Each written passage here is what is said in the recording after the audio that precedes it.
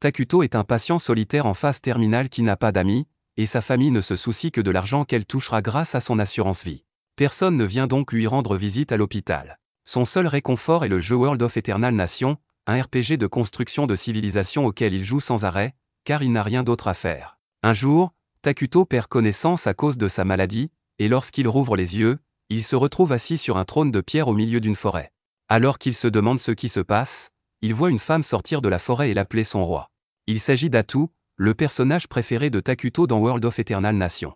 Mais même s'il est ravi de la voir en vrai, il ne sait pas comment réagir. Heureusement, Atu est consciente du fait qu'elle faisait partie d'un jeu, et elle sait exactement qui est Takuto, le joueur légendaire qui a occupé la première place du classement des utilisateurs année après année. Elle se souvient de toutes les parties qu'elle a jouées avec Takuto, elle le connaît donc mieux que quiconque, et ils sont tous deux heureux de pouvoir enfin se rencontrer en personne. Takuto demande à Atu si c'est elle qui l'a invoqué ici, mais en réalité, Atu n'a aucune idée de ce qui se passe ici non plus. Elle s'est simplement retrouvée au milieu de cette forêt tout à coup, mais elle est presque sûre que ce n'est pas l'au-delà. Si elle devait deviner, elle dirait que ce monde est similaire à Eternal Nation, mais ils ne peuvent pas encore en être sûrs. Quoi qu'il en soit, Atu pense que c'est une excellente occasion, alors elle demande à Takuto s'il aimerait recommencer à zéro avec elle et construire un royaume, comme au bon vieux temps. Takuto aime cette idée, alors il accepte de travailler avec elle, et les deux passent par toute la séquence d'ouverture, même si c'est un peu gênant maintenant qu'ils se tiennent réellement l'un à côté de l'autre en personne. La première chose à faire est de déterminer où ils se trouvent, alors Takuto utilise la magie pour invoquer un éclaireur. Mais maintenant qu'il voit l'éclaireur de près, il est dégoûté par son apparence hideuse, et il ne peut rien y faire. Leur Manara est une civilisation qui règne sur les ténèbres et le mal, donc sa stratégie au début du jeu est d'éviter d'attirer trop l'attention afin de ne pas entrer en conflit, du moins jusqu'à ce qu'il soit assez fort pour se défendre. C'est là que cet insecte entre en jeu, alors Takuto lui ordonne d'aller explorer les environs et de le prévenir s'il trouve quelque chose d'important. Au début, l'insecte reste immobile et le fixe du regard, mais Atu lui rappelle sévèrement que Takuto est son commandant, et l'insecte part en courant pour accomplir sa mission. Takuto craignait un peu de ne pas pouvoir contrôler ses troupes dans ce monde, mais il semble que tout fonctionne comme avant. Il peut également voir ce que voit l'insecte dans une certaine mesure, il devrait donc pouvoir déterminer où il se trouve assez rapidement. Quoi qu'il en soit, il est temps pour eux de réfléchir à la suite. Takuto a commencé avec 200 points de mana, et il a dû en utiliser 100 pour invoquer l'éclaireur, il ne lui en reste donc plus que 100. Il prévoit de construire un campement qui servira de base opérationnelle, ce qui lui coûtera 20 points de mana supplémentaires, mais après cela, il ne lui restera plus beaucoup de mana. Il espérait sincèrement créer un guerrier qui se battrait pour eux en cas d'attaque, mais ce n'est vraiment plus une option. Atu assure à Takuto qu'il n'a pas à s'inquiéter car elle se battra pour lui, mais pour être honnête, cela n'est pas très rassurant venant d'elle. En tant que membre de l'unité des héros, Atu deviendra plus forte avec le temps, mais pour l'instant, elle a à peu près la force d'une personne normale, elle ne peut donc pas faire grand-chose pour aider. L'insecte continue de survoler la forêt, et grâce à ses repérages, Takuto a maintenant une idée de ce à quoi ressemble cette région. Mais il est un peu surpris, car même si toute cette région est une forêt, il n'a encore vu aucun animal ni monstre. Atu suppose que tous les animaux doivent se cacher, car le terrain forestier offre de nombreuses cachettes. Mais la principale préoccupation de Takuto est que s'ils ne trouvent pas rapidement des animaux, ils devront probablement dépenser du mana pour se procurer de la nourriture. Atu s'excuse auprès de Takuto car elle se sent coupable de ne pas être très utile, mais il lui dit de ne pas s'inquiéter car le simple fait de l'avoir à ses côtés lui remonte considérablement le moral. Cela la rend très heureuse, et elle dit à Takuto qu'elle lui est très reconnaissante pour ses paroles aimables, mais Takuto a du mal à s'habituer à son expressivité maintenant qu'elle est une personne réelle. À ce moment-là, l'éclaireur trouve quelque chose d'intéressant, ce qui attire l'attention de Takuto et lui montre un village d'elfes noirs au milieu de la forêt. Il n'est pas loin de l'endroit où se trouve Takuto, et il semble y avoir beaucoup d'elfes rassemblés. Atu est soulagé qu'il s'agisse seulement d'elfes noirs, car ils ont tendance à pencher vers le mal neutre, et ne s'opposeront donc pas au royaume de Manara. Mais Takuto pense toujours que c'est terrible, car il ne peut pas avoir une autre civilisation si proche de la sienne. Son plan était d'éviter la guerre en restant caché le plus longtemps possible, mais cela ne sera pas possible avec les elfes noirs si proches. Atu suggère qu'il quitte cet endroit et se dirige vers un nouvel emplacement, et Takuto est d'accord, car ils n'ont encore rien construit. Mais avant cela, il veut observer un peu plus les elfes noirs et inspecter les environs pour voir s'il y a quelque chose d'utile à proximité. Soudain, Atu sent la présence de quelqu'un à proximité, alors elle et Takuto se retournent et aperçoivent un groupe d'elfes noirs émergeant de la forêt. Les elfes noirs semblent tout aussi surpris de les voir, car ils ne savaient pas qu'il y avait d'autres personnes dans cette forêt. Les elfes noirs ne sont venus ici que parce qu'ils ont été chassés de leur terre natale et, n'ayant nulle part où aller, ils ont été contraints de se réfugier dans cette forêt maudite. Le voyage a épuisé les enfants elfes noirs et, à ce rythme, ils ne tiendront pas longtemps. Un petit groupe d'elfes noirs a été envoyé à la recherche d'une source de nourriture, et le chef du groupe est certain qu'il doit y avoir quelque chose de comestible dans les environs, car la végétation est très abondante, mais Émile est très nerveuse. Elle a entendu des rumeurs selon lesquelles il y aurait une forêt dangereuse à la lisière d'Idoria, où un mal ancien aurait été scellé, et elle craint qu'il ne soit attaqué. Le chef la rassure en lui disant que ces rumeurs ne sont que des superstitions, car s'il y avait vraiment un mal ancien qui rôdait dans cette forêt, les arbres ne pourraient pas pousser aussi bien, même s'il ne peut nier que la forêt lui fait vraiment peur pour une raison quelconque. Dès que Geia pose les yeux sur Takuto, son cœur se serre, car ce qu'il voit devant lui est la manifestation du mal pur et de l'intention malveillante. Il veut s'enfuir, mais il craint que toute action précipitée ne mette son peuple et lui-même en danger. Il s'approche donc lentement du trône de Takuto et s'agenouille devant lui pour lui témoigner son respect. Il se présente comme le chef guerrier du clan des elfes noirs Mazarom et s'excuse d'être entré dans la forêt sans la permission de Takuto. Atu ne comprend pas pourquoi les elfes se montrent si respectueux, mais elle fait semblant de ne pas s'en apercevoir et exige de savoir pourquoi les elfes ont pénétré sur les terres de Takuto. Geia commence à expliquer que son peuple vivait autrefois dans les plaines centrales et formait une tribu pacifique, mais Atu ne l'écoute pas et lui demande de faire court. Geia s'excuse et explique rapidement que la tribu des elfes a été persécutée et chassée de ses terres, les forçant à fuir dans cette forêt. Il ne comprend pas pourquoi son peuple a dû subir un traitement aussi cruel alors qu'il n'avait rien fait de mal. Ils ont toujours recherché la paix, mais ils ont été attaqués et tués en raison des préjugés contre leur race. Takuto jette un coup d'œil à Geia et remarque qu'il a l'air très maigre. Geia explique alors que lui et son peuple ont à peine eu le temps de s'échapper lorsque leur village a été détruit, et qu'ils n'ont donc pas eu le temps de prendre des provisions. Et comme ils ont fui sans arrêt, ils n'ont pas eu le temps de chercher de la nourriture. C'est d'ailleurs pour cette raison que Geia et son équipe se sont aventurés seuls. Cela fait 5 jours qu'aucun d'entre eux n'a mangé, mais ils n'ont pas eu beaucoup de chance dans leur recherche de plantes ou d'animaux comestibles. Takuto se sent désolé pour eux, alors il décide de les aider un peu et utilise une partie de son mana pour créer des pommes pour eux. Geia est surpris lorsqu'il voit des pommes rouler sur le sol, car il n'a jamais rien vu de tel. Il hésite à les goûter, car il ne veut pas être impoli devant un être comme Takuto, mais Émile et les autres ont tellement faim qu'ils s'en moquent. Ils croquent tous dans leurs pommes, et c'est la meilleure chose qu'ils aient goûté depuis longtemps. Takuto crée même des poires pour que le groupe ait assez à manger, mais Geia est encore sous le choc de la gentillesse de Takuto et ne sait pas comment réagir. Atu lui crie dessus, lui disant qu'il est impoli de ne pas accepter le cadeau que Takuto leur a si gracieusement offert, mais Geia n'hésite pas parce qu'il se méfie de la nourriture. Il appuie sa tête contre le sol et dit qu'il apprécie vraiment la générosité de Takuto. Mais il y a des enfants du clan au campement, et ils sont très affaiblis par le manque de nourriture. Ils mourront bientôt s'ils ne mangent pas, alors Geia demande la permission de ramener cette nourriture à son clan afin de pouvoir nourrir les enfants. Takuto se sent mal pour les enfants qui souffrent, alors il décide de faire un effort supplémentaire pour eux et prépare une tonne de nourriture différente que Geia pourra emporter avec lui. Atu n'approuve pas, car cela va coûter beaucoup de mana. Les elfes noirs sont tous incrédules à la vue d'une telle quantité de nourriture, et ils sont encore plus choqués lorsque Takuto leur dit qu'ils peuvent tout prendre. Depuis des années, les elfes noirs sont opprimés et contraints de vivre dans l'ombre, et personne ne leur a jamais tendu la main comme cela auparavant. Les elfes noirs expriment leur profonde gratitude envers Takuto et transportent la nourriture jusqu'au camp. Au camp, les elfes noirs sont tous sur le point d'abandonner, mais quelques-uns d'entre eux gardent l'espoir que Geia et les autres reviennent avec de la nourriture. À ce moment-là, tout le monde dans le village sent une odeur délicieuse, alors ils se retournent tous et, à leur grande joie, ils voient Geia et les autres porter des sacs de nourriture sur leur dos. Ils sont tous soulagés de ne plus avoir à souffrir de la faim, et tout le monde félicite Geia d'avoir trouvé autant de nourriture. Mais lorsqu'il lui demande où il l'a trouvée, il répond simplement qu'il a eu de la chance, sans donner de détails sur sa rencontre avec Takuto.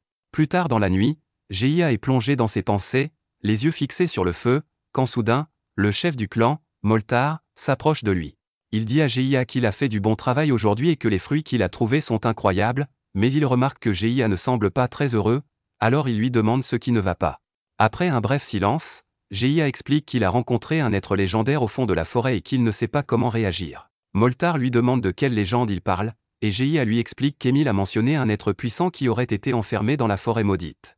Moltar a déjà entendu parler de cette légende et il est choqué d'apprendre que Geia a réellement rencontré le roi de la ruine. Il explique que, selon la légende, lorsque le monde devient trop prospère, le roi de la ruine descend sur Terre et détruit tout, forçant toutes les civilisations à repartir de zéro.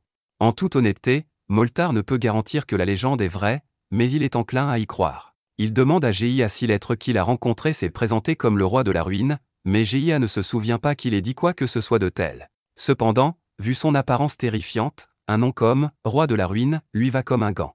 Moltar demande à Geia s'il a parlé au roi de la ruine, mais Geia répond que ce n'était pas vraiment une conversation. Le roi de la ruine n'a pas dit grand-chose, mais il avait une femme à son service qui parlait en son nom. D'après la description que Geia fait de cette rencontre, Moltar est certain que cet être est de mauvais augure, alors il demande à Geia s'il a dû faire quelque chose comme vendre son âme en échange de la nourriture. Geia explique que le roi de la ruine n'a rien demandé en échange, mais Moltar trouve cela absurde, car quel genre d'être maléfique donne des choses gratuitement? Geia ne sait pas non plus pourquoi le roi de la ruine a fait cela, mais s'il devait deviner, il dirait que c'était par miséricorde. Il suppose que sa grâce a dû compatir à leur situation difficile et leur a offert son aide pour les sauver. Moltar est choqué que Geia appelle le roi de la ruine « sa grâce », car c'est un titre utilisé uniquement pour montrer le plus grand respect. Mais Geia ne voit rien de mal à s'adresser au roi de la ruine en l'appelant « sa grâce », car c'est quelqu'un qui mérite le respect. Moltar n'arrive pas à croire que Geia défende réellement le roi de la ruine et lui demande s'il a été hypnotisé ou quelque chose comme ça. Mais Geia fait remarquer que la seule raison pour laquelle ils peuvent se permettre de gaspiller leur énergie à se disputer ainsi, c'est grâce à la nourriture que leur a donné ce soi-disant dieu maléfique. Et ce n'est pas comme si Geia aurait pu refuser l'offre alors qu'ils avaient désespérément besoin de nourriture, alors que voulait exactement Moltar qu'ils disent. Moltar se rend compte qu'il n'a pas le droit de juger la décision de Geia de faire confiance au roi de la ruine, car compte tenu de la situation, c'était la meilleure option. Cependant, en tant qu'ancien de cette tribu, il est de son devoir de veiller à la sécurité de tous, alors il déclare qu'à partir de maintenant, c'est lui qui s'occupera des négociations avec le roi de la ruine. Il est en vie depuis plus de 200 ans, il est donc certain de pouvoir parvenir à un accord avec le roi de la ruine. Pendant ce temps, au campement de Takuto, celui-ci se fait réprimander par Atu pour avoir gaspillé son mana en faisant preuve d'insouciance. Elle lui demande pourquoi il a agi ainsi, mais Takuto répond simplement qu'il se sentait désolé pour les elfes et qu'il ne voulait pas laisser leurs enfants mourir de faim. Atu comprend cela, mais elle rappelle à Takuto qu'ils viennent à peine de commencer à établir leur royaume et qu'ils ne peuvent donc pas gaspiller leurs ressources de cette manière. Elle a raison, alors Takuto s'excuse de ne pas avoir consulté Atu avant d'utiliser son mana et promet de se rattraper. Mais à part ça, il y a quelque chose qui le tracasse depuis un certain temps. Il n'a pas pu parler correctement aux elfes noirs quand ils sont arrivés parce qu'il était trop nerveux. Atu est surprise d'entendre cela, car elle pensait que Takuto jouait délibérément le rôle d'un être supérieur dédaigneux, mais en réalité, il est simplement maladroit en société. À ce moment-là, l'insecte éclaireur revient et informe Takuto que les elfes s'approchent à nouveau de cette zone. Takuto et Atu sont surpris que les elfes reviennent, mais comme il leur a donné plus de nourriture qu'ils ne pouvaient en transporter la dernière fois qu'ils étaient là, ils supposent qu'ils reviennent chercher le reste. La coexistence de cultures différentes dans un même espace est vouée à provoquer un conflit à un moment ou à un autre, alors Takuto aimerait vraiment que les elfes prennent la nourriture et s'en aillent. Il pourrait simplement leur dire de quitter la forêt, mais cela nécessiterait d'entretenir une conversation avec quelqu'un d'autre qu'Atu, et cela dépasse les compétences de Takuto. Atu voit que Takuto est troublé par cette situation, alors elle a une idée et suggère de mener toutes les négociations à la place de Takuto. De cette façon, Takuto apparaîtra comme un roi mystérieux et digne plutôt que comme un adolescent socialement maladroit. Il aime cette idée, mais il demande si cela ne pose vraiment pas de problème qu'il la laisse parler à sa place. Cependant, Atu répond qu'elle est toujours heureuse de rendre service, et qu'elle n'a donc aucun problème à être la voix de Takuto. Peu de temps après, Moltar et Geia arrivent et s'agenouillent devant Takuto. Tout d'abord, Moltar se présente comme le chef de la tribu des elfes noirs et exprime sa profonde gratitude à Takuto pour avoir fourni à sa tribu la nourriture dont elle avait désespérément besoin. Il demande à connaître le nom de leur bienfaiteur afin de pouvoir le remercier comme il se doit, et après une brève pause pour confirmer auprès de Takuto, Atu annonce qu'il se trouve en présence du roi de la ruine, Takuto. Geia est stupéfaite de réaliser que Takuto est bien le légendaire roi de la ruine, mais ils ne peuvent pas se montrer impolis envers lui, alors Moltar remercie une nouvelle fois Takuto pour sa gentillesse à leur égard. Takuto est soulagé que les négociations se soient bien déroulées jusqu'à présent, et comme il n'y a pas de conflit avec les elfes, Atu leur dit de prendre la nourriture et de partir. Geia et Moltar sont stupéfaits d'entendre cela, car ils s'attendaient à devoir payer un prix élevé pour recevoir l'aide du roi de la ruine. Ils demandent donc à Atu s'ils peuvent vraiment partir sans rien offrir en échange, mais Atu leur rappelle qu'ils n'ont rien de valeur à offrir. Moltar ne veut vraiment pas partir sans payer sa dette, car avec quelqu'un d'aussi puissant que le roi de la ruine, cela pourrait leur coûter leur âme, mais il ne peut pas le dire à voix haute. Takuto sent que la tension monte soudainement, alors il appelle Atu pour lui parler en privé.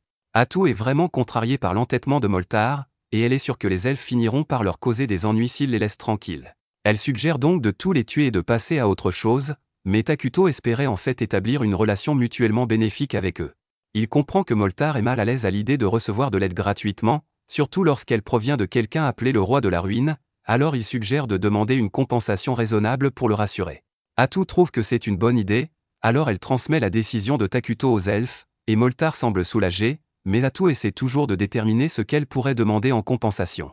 Elle se tourne vers Takuto pour lui demander de l'aide, alors il lui dit de poser des questions sur le monde extérieur. Atu dit à Moltar qu'en guise de compensation, il doit fournir à Takuto des informations sur le monde extérieur à cette forêt, et il répond qu'il serait ravi de le faire. Cependant, Atu lui dit qu'une fois qu'il aura fourni ces informations, lui et son peuple devront quitter immédiatement cette forêt.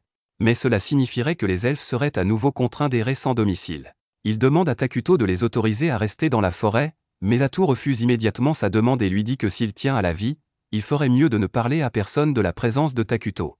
Geia s'apprête à protester, car la tribu des elfes noirs ne survivra pas si elle est contrainte de quitter la forêt, mais Moltar l'en empêche, car ils ne peuvent pas prendre le risque de contrarier Takuto. Ils se lèvent tous les deux et commencent à s'éloigner, mais alors qu'ils partent, Takuto se demande si tout cela est vraiment acceptable, car il ne veut pas forcer les elfes à souffrir, et c'est alors qu'il a une idée géniale. Il les appelle tous les deux et leur demande s'ils veulent devenir ses citoyens, mais ils sont tellement stupéfaits par cette proposition qu'ils ne savent pas comment réagir. Même Atu n'arrive pas à croire ce qu'il vient de dire, alors elle demande une autre discussion en aparté et lui demande pourquoi il a dit une chose pareille. Takuto explique qu'il pensait recruter les elfes noirs grâce au système de réfugiés, et maintenant qu'il en parle, Atu se rend compte que ce n'est pas une mauvaise option. Les elfes noirs ne sont ni bons ni mauvais par nature, ils n'auront donc pas de conflit majeur avec le royaume maléfique de Takuto.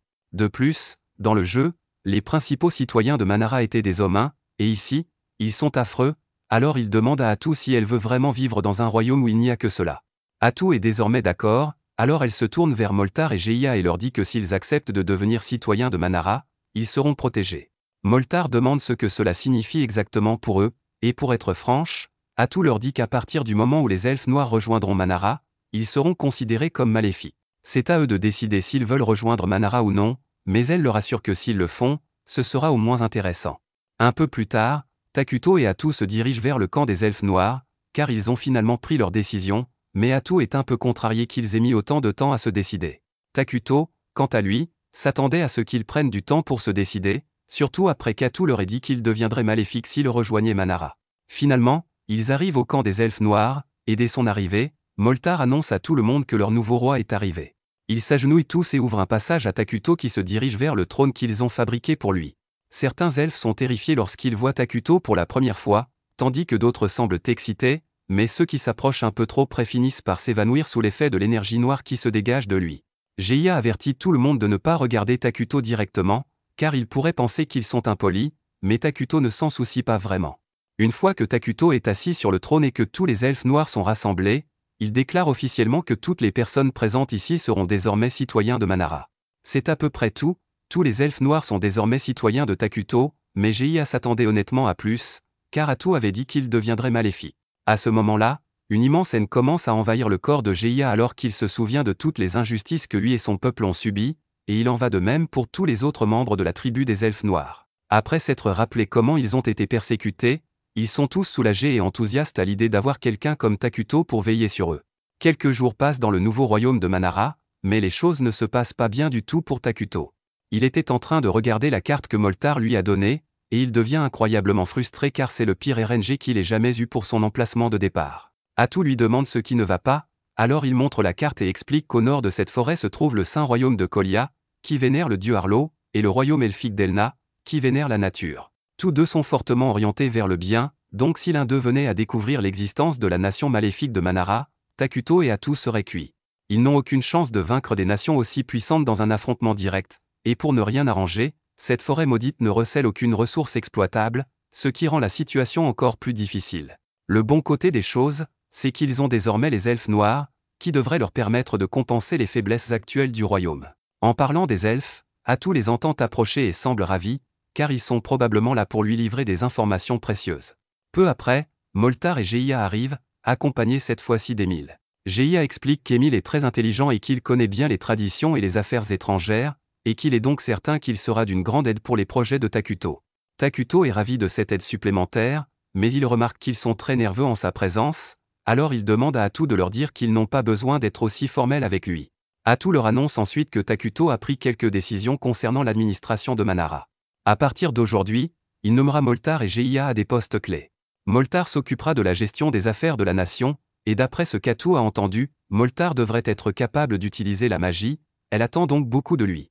Quant à Geia, il sera nommé capitaine des guerriers de toute l'armée de Manara et aura toute autorité sur les troupes.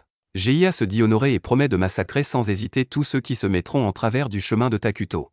Takuto est déconcerté par le sérieux avec lequel Geia a prononcé ces mots, alors il demande à Atu de dire à tout le monde qu'il préfère la paix et qu'il faut éviter de déclencher des conflits sauf en cas d'absolue nécessité. Geia n'arrive pas à croire que le roi de la ruine soit en réalité un pacifiste, mais quoi qu'il en soit, Atu dit à tout le monde de se reposer pour l'instant, car ils vont bientôt commencer à construire des maisons dans la forêt. Moltar remercie Atu pour sa considération et tente de se donner bonne conscience en lui disant que ses connaissances le rendront bien plus utile qu'une brute comme Geia. Mais Geia commence à argumenter qu'un vieil homme comme Moltar ne sera de toute façon pas d'une grande aide pour la construction. Atu n'est pas vraiment intéressée par leur dispute, mais comme il semble impatient de se mettre au travail, elle demande à Takuto si elle peut leur ordonner de commencer immédiatement la construction. Takuto n'y voit aucun inconvénient et leur dit qu'ils peuvent commencer à rassembler les matériaux, mais il souhaite également que cela se fasse de manière à ne pas détruire la forêt. Atu trouve que c'est une excellente idée, alors elle demande à Moltar si c'est possible, et il répond qu'il devrait y arriver s'ils construisent la plupart des maisons dans les cavités des arbres géants. Takuto est ravi d'entendre cela, alors il leur dit de se mettre au travail dès que possible, mais il leur rappelle de reboiser au fur et à mesure. Les trois amis s'apprêtent à se mettre au travail, mais ils sont un peu perplexes car ils ne comprennent pas ce que Takuto entend par « reboiser ». Takuto est surpris qu'il ne sache pas ce qu'est le reboisement, car d'après ce qu'il a entendu, les habitants de ce monde devraient déjà avoir débloqué l'arbre technologique de l'architecture fortifiée. Atu leur demande s'ils connaissent au moins la magie militaire ou les 6 grands éléments, mais Moltar n'a jamais entendu parler que de 4 grands éléments. Quant à la magie militaire, Emile doute que quiconque dans les autres nations la connaisse, alors Takuto et Atu se rendent compte que les habitants de ce monde sont étonnamment sous-développés. À l'heure actuelle, la magie technologique des elfes noirs est bien en deçà des attentes de Takuto. Mais si le reste du monde en est au même stade de développement, Takuto pense qu'il devrait pouvoir les rattraper rapidement. Cela prendra encore beaucoup de temps, alors pour l'instant, Atu explique ce qu'est le reboisement. Il s'agit essentiellement de replanter des arbres au fur et à mesure qu'on les abat afin de préserver la forêt. Mais normalement, les arbres mettent des décennies à pousser naturellement, donc dans ce cas, le reboisement fait référence à une technique spéciale qui utilise des éléments magiques pour accélérer la croissance. Elle dit que c'est une technique créée personnellement par Takuto, mais c'est un gros mensonge, car Takuto n'a rien inventé, mais il serait gênant de dire la vérité maintenant. Emile est très enthousiaste à l'idée que Takuto possède des connaissances incroyables, alors elle lui demande s'il est celui qui a créé les pommes et les raisins qu'il leur a donnés. Elle a même planté quelques graines de raisin et elles ont déjà commencé à germer, alors elle est impatiente de voir comment elles vont pousser. Takuto et Atu se taisent tous les deux dès qu'Emile mentionne qu'elle a planté un pépin de raisin, car cette idée ne leur avait même pas traversé l'esprit. Les fruits comme les raisins et les pommes n'existent pas dans ce monde. Pourtant, Takuto a pu les créer grâce à son talent de production d'urgence, et si son hypothèse est correcte, alors ce talent ne devrait pas se limiter à la nourriture. Takuto la teste en invoquant une pièce de monnaie, et comme il s'y attendait, cela fonctionne parfaitement. Grâce à cette nouvelle découverte, tant qu'il dispose du mana nécessaire, il peut créer n'importe quoi, de la poudre à canon aux métaux communs, en passant par le pétrole. Conquérir le monde ne sera donc peut-être pas aussi difficile qu'il le pensait. Le Saint-Empire a eu vent d'une présence sombre dans la forêt, alors la Sainte, accompagnée de l'évêque et de quelques chevaliers, est envoyée pour enquêter. Les chevaliers ont tous entendu des histoires sur la Sainte possédant des pouvoirs spéciaux, mais d'après ce qu'ils ont vu jusqu'à présent, elle ressemble juste à une fille ordinaire. Cependant, lorsqu'ils rencontrent un groupe de gobelins, elle démontre pourquoi elle est si respectée au sein de l'Église. Sous le dieu Ilao, les créatures maléfiques comme les gobelins sont considérées comme un fléau à éliminer, alors d'un simple geste de son bâton, elle les réduit tous en cendres dans un brasier de flammes sacrées. Tous les chevaliers sont stupéfaits par ce qu'ils viennent de voir, alors le cardinal explique que la capacité de Solina fait partie des raisons pour lesquelles l'Empire a pu maintenir sa paix avec les elfes et repousser tout le mal en Hydoragia, c'est pourquoi elle est vénérée comme l'une des 7 grandes saintes du continent.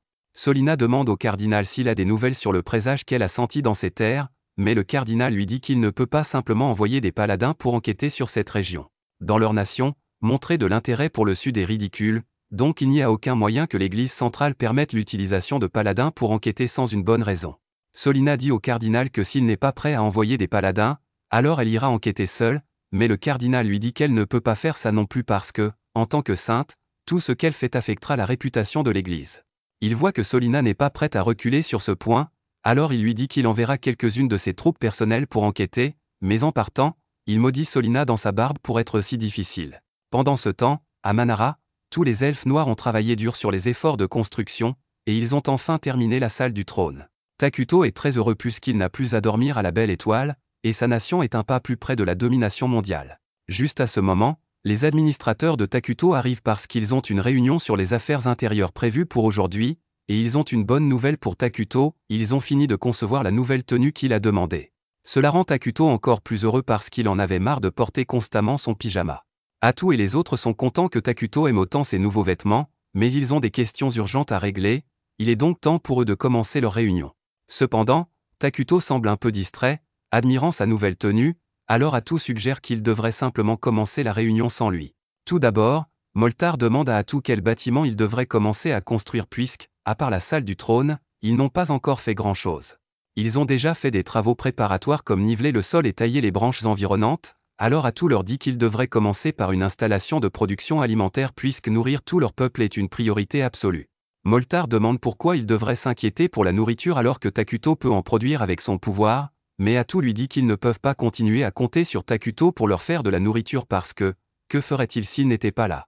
Moltar admet qu'elle a raison, alors Atu dit qu'ils doivent se mettre au travail tout de suite et sort ce truc. Moltar est horrifié par ce qu'il voit, alors il demande à Atu ce que c'est, et elle lui dit que c'est un arbre de chair. Ça n'a pas l'air bon, mais l'explication est encore pire, c'est une sorte d'arbre spécial qui pousse de la viande mystérieuse, qui a le goût de chair humaine. Atu dit que c'est la première étape de leur plan de production alimentaire, mais Moltar, Geia et Emile sont tous d'accord pour dire que la plupart des gens ne voudront pas manger quelque chose qui a le goût de chair humaine, alors Atu promet qu'ils auront d'autres sources de nourriture éventuellement. Pour l'instant, ils auront besoin d'un endroit pour stocker la chair de l'arbre, alors Emile dit qu'elle peut travailler à la construction d'un entrepôt pour ça. Et, comme si l'arbre de chair n'était pas déjà assez dérangeant, il parle aussi pour une raison quelconque. La prochaine chose à l'ordre du jour est la recherche parce qu'ils ont besoin d'acquérir les dernières technologies s'ils veulent avancer rapidement. Moltar lui demande quel genre de technologie il devrait privilégier, et Atu lui dit que la technologie magique est la voie à suivre, spécifiquement, la magie militaire. La magie normale permet à une personne d'attaquer une dizaine d'opposants à la fois, quelque chose dont Moltar est déjà capable, mais la magie militaire, quant à elle, vous permet d'attaquer des milliers à la fois et même de changer le terrain pour vous donner un avantage. Moltar est émerveillé d'apprendre qu'une telle magie existe, et il est excité d'en apprendre autant qu'il peut, alors il dit qu'il s'occupera personnellement de la recherche. Maintenant, tout ce qui reste est la planification militaire, et Geia propose immédiatement de commencer à mobiliser une armée. Mais Takuto l'arrête et dit qu'il ne veut pas vraiment mettre beaucoup d'efforts dans leur armée pour l'instant. Les armées ne produisent rien, elles consomment juste des ressources, et actuellement, Manara n'a pas assez de ressources pour soutenir une armée. De plus, même s'ils créent une armée, ils sont loin d'être assez forts pour réellement vaincre qui que ce soit, donc ce serait inutile. Geia proteste parce que, dans l'état actuel des choses, ils ne pourront pas protéger Takuto s'il était attaqué. Et pour empirer les choses, Moltar et Geia ont en fait des primes sur leur tête pour être les chefs de la tribu des elfes noirs, donc ils pourraient être traqués à un moment donné. Avec les choses comme elles sont, Takuto admet que négliger la défense serait une mauvaise idée, mais il ne veut toujours pas dépenser tout cet argent pour faire une armée, alors il dit qu'il créera un héros à la place. Atu lui dit que c'est une excellente idée parce que bien qu'un héros ait un coût de production élevé, il est beaucoup plus facile de subvenir aux besoins d'une seule personne plutôt que de toute une armée. Moltar et Geia sont confus, alors il demande à Atu ce qu'elle entend par héros, et elle explique qu'il y a plusieurs héros à Manara qui servent sous le roi. Ils sont tous puissants avec des capacités spéciales, mais ils sont aussi un peu fous, donc traiter avec eux peut être ennuyeux parfois. Il y a plusieurs conditions qui doivent être remplies pour invoquer un héros, mais il devrait être possible d'en invoquer un bientôt avec tout ce qu'ils ont accompli. Et en prime, invoquer un héros n'attirera pas trop l'attention sur eux, donc Manara peut continuer à rester caché. Cela règle à peu près toutes les préoccupations concernant les affaires intérieures pour l'instant. Le bonheur des habitants de Manara est très important pour Takuto parce que plus ils sont heureux, plus il peut générer de mana. Pendant ce temps, dans l'Empire, le jeune paladin, Lornia, est occupé à prier dans la cathédrale lorsque le haut paladin, Veldi, vient lui parler. Lornia lui demande de se calmer puisque c'est un lieu de prière, mais Veldi voulait juste avoir une discussion amicale avec lui puisqu'ils ont tous les deux été assignés à l'enquête. Il est presque temps pour eux de partir, alors Lornia se lève et remarque qu'il porte son alliance comme porte-bonheur, donc il doit avoir une famille qui l'attend à la maison. Veldi demande à quoi ressemble sa famille, alors Lornia lui dit qu'il a une femme nommée Marcha et une fille nommée Mina, mais sa vie personnelle n'est pas importante pour leur mission, donc il ne prévoit pas en parler beaucoup. Lornia a entendu des rumeurs sur Veldi étant grossier et mal élevé, et les rumeurs étaient assez exactes, mais dans l'ensemble, Veldi ne semble pas être un mauvais gars, et ses compétences ne sont pas une blague, donc c'est un paladin respectable. Veldi commence à se plaindre d'être assigné à une mission aussi inutile que celle-ci, mais Lornia lui rappelle que cette mission est d'enquêter sur l'une des révélations de Sainte Solina, donc ils doivent la prendre au sérieux. Pourtant, Veldy trouve bizarre qu'on leur ait donné une équipe aussi médiocre, même si c'est pour une révélation d'une sainte. Veldy et Lornia sont littéralement les seuls paladins de l'équipe, et le reste des gens sont tous des mercenaires engagés pour combler les trous. Les chances sont excellentes pour eux, surtout puisque c'est une mission dans la forêt du Sud, mais Veldy veut juste en finir pour pouvoir rentrer chez lui le plus tôt possible. Pendant ce temps, de retour à Manara, la construction s'est très bien déroulée jusqu'à présent. Cet endroit commence enfin à ressembler à une civilisation propre, et les elfes noirs ne semblent plus dérangés par les arbres de chair. Takuto est vraiment excité parce que voir tout ça en personne est une toute nouvelle expérience par rapport à ce qu'il voyait quand il jouait au jeu. Emile fait visiter Takuto et montre la zone résidentielle avec principalement des maisons dans les arbres. Comme elle s'est concentrée sur la production alimentaire, elle n'a pas eu beaucoup de temps pour travailler sur les maisons. Cependant, les arbres de chair poussent bien, donc l'entrepôt de nourriture devrait être terminé bientôt. Pendant ce temps, Moltar a travaillé sur sa recherche magique à l'institut de magie qu'il a créé, et la plupart des citoyens talentueux en magie ont rejoint ses recherches.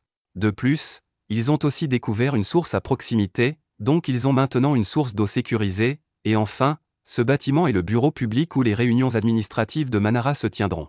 Elle aurait aimé rendre le bâtiment un peu plus sophistiqué, mais c'est le mieux qu'elle puisse faire avec ses ressources actuelles. Takuto est satisfait de l'initiative qu'Emile montre puisqu'elle gère très bien les choses, et il est aussi content de voir que les elfes noirs, qui étaient au bord de la mort quand il les a rencontrés pour la première fois, ont maintenant l'air en pleine forme. Emile est un peu nerveuse puisqu'elle ne peut pas deviner ce que Takuto pense, alors elle lui demande s'il est satisfait de son travail jusqu'à présent, et Takuto lui dit qu'elle a fait du bon travail. Il dit qu'il est heureux de la voir comme l'une de ses citoyennes, et entendre de tels éloges de la part de Takuto est la meilleure chose qu'Emile pouvait espérer, elle est tellement heureuse qu'elle éclate en larmes. Une fois qu'elle a repris son calme, Emile montre à Takuto la ferme d'arbres de chair, et les choses ont progressé sans problème grâce à tout l'équipement agricole que Takuto leur a fourni. Bien qu'Emile soit toujours effrayé par les étranges arbres de chair qui parlent, alors elle veut passer à la source d'eau qu'elle a trouvée.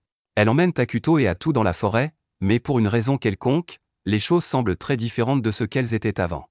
Et quand ils arrivent enfin à la source, Emile est horrifié de voir que l'eau est devenue complètement noire. Moltar et Geia arrivent bientôt aussi puisqu'ils avaient entendu qu'Emile voulait construire un aqueduc près de la source, mais maintenant qu'elle ressemble à ça, ils ne pensent plus pouvoir l'utiliser. Cependant, juste quand ils avaient perdu espoir, Atu leur dit que l'eau est toujours parfaitement sûre, et pour le prouver, elle se penche et prend une gorgée d'eau. Les autres sont choqués qu'Atu prenne un tel risque, mais elle leur dit d'essayer de prendre une grande inspiration, et quand ils le font, pour une raison quelconque, l'air semble meilleur que la normale. C'est l'un des avantages de la nation maléfique de Manara, toutes les terres près de la nation deviennent un terrain maudit, et cela accorde des bonus mineurs aux créatures maléfiques tout en appliquant des pénalités aux créatures neutres et bonnes. Cela signifie que bien que l'eau, l'air et la terre puissent sembler sombres et mortels, tous les citoyens maléfiques de Manara ne subiront aucun effet négatif. Il y a juste un petit problème avec ça, cependant, une forêt maudite est assez visible, donc ça ruine un peu toute leur stratégie de rester cachés. Ce ne sera pas si grave si la région maudite reste petite, mais à mesure que Manara s'étend, il deviendra plus facile pour leurs ennemis de les découvrir, donc Geia et Moltar pensent qu'il est temps de commencer à travailler sur cette armée dont Geia a parlé plus tôt. Cependant, Atu lui dit qu'il n'y a pas lieu de s'inquiéter puisqu'un seul héros est plus que suffisant pour gérer toutes les menaces en début de partie. Moltar et Geia ne savent toujours pas exactement ce qu'un héros est censé pouvoir faire. Atu pourrait donner une longue explication de stats, mais elle pense que ce sera plus rapide de leur donner une démonstration.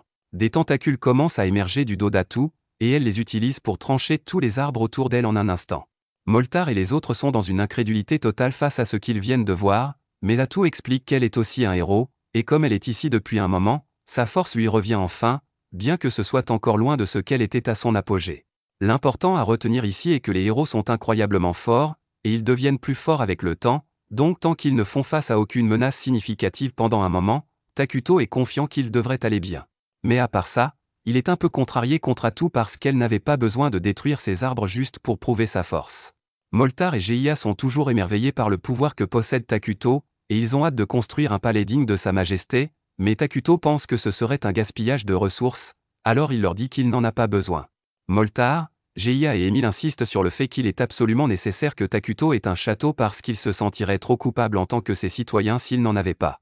Et comme ils en font tout un plat, Atu dit à Takuto qu'il devrait probablement en faire construire un pour satisfaire leurs souhaits. Takuto admet qu'un palais serait cool, et il espérait de toute façon faire un château flottant un jour, alors autant commencer maintenant puisque les choses se passent si bien. Mais à son insu, les paladins se rapprochent lentement du continent sombre, et il y aura forcément une confrontation quand ils découvriront Manara.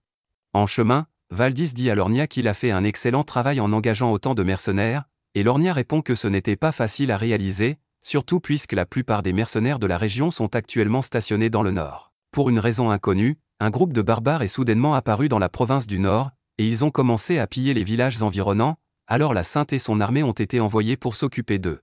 Cependant, la situation là-bas est toujours très mauvaise, donc l'un des mercenaires dit qu'il est content de ne pas être parmi ceux qui doivent combattre les barbares. Un autre mercenaire dit que cela pourrait en valoir la peine car il a entendu que la paix là-bas est vraiment bonne, mais il y a aussi des rumeurs selon lesquelles une sorcière aurait été aperçue là-bas, et aucun d'entre eux ne veut avoir affaire à ça.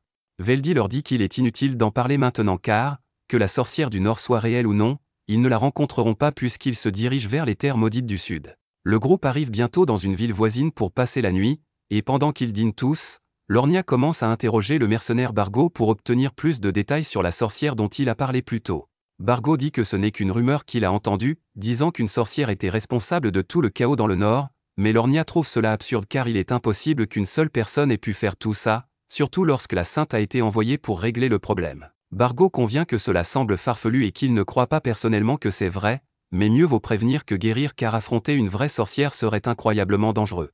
En parlant de danger, Bargo trouve étrange que le royaume ait envoyé 2 chevaliers sacrés à si court préavis, surtout lorsque leur destination est les terres maudites, alors il demande à Veldi de lui dire exactement ce qu'ils vont y affronter, car si c'est quelque chose de similaire à une sorcière, alors Bargo se retire ici même. Veldi n'a pas vraiment obtenu de détails sur ce qu'ils rencontreront dans la forêt, mais il assure à Bargo que ça ne peut pas être si grave. S'il devait deviner, il dirait que cela a quelque chose à voir avec les elfes noirs qui ont envahi la forêt récemment, donc le royaume veut probablement qu'il s'assure que les elfes ne causent pas de problème. Il a tort, cependant, Lornia et Bargo le croient pleinement car les elfes noirs sont considérés comme des assassins dangereux et des utilisateurs de malédictions par les habitants du royaume. Lornia craint que si les elfes noirs sont laissés tranquilles, ils pourraient finir par devenir assez forts pour attaquer le royaume, alors il veut commettre un léger génocide, mais Veldi l'interrompt et dit que cette mission est juste une investigation, donc dès que les choses deviendront dangereuses ou violentes, ils battront en retraite. Bargo est content d'entendre que Veldi est si raisonnable car il ne veut vraiment pas participer à un massacre. Lornia ne comprend pas pourquoi Veldi refuserait une opportunité d'éliminer une race maléfique. Veldi dit simplement « Tu as une femme et des enfants, et tu veux vraiment te lancer dans une bataille génocidaire sans raison. » Même si Lornia ne se soucie pas de rentrer vivant, le reste des mercenaires ici ont des familles qu'ils aimeraient revoir, donc à moins que ce ne soit absolument nécessaire, Veldi ne va pas mettre leur vie en danger.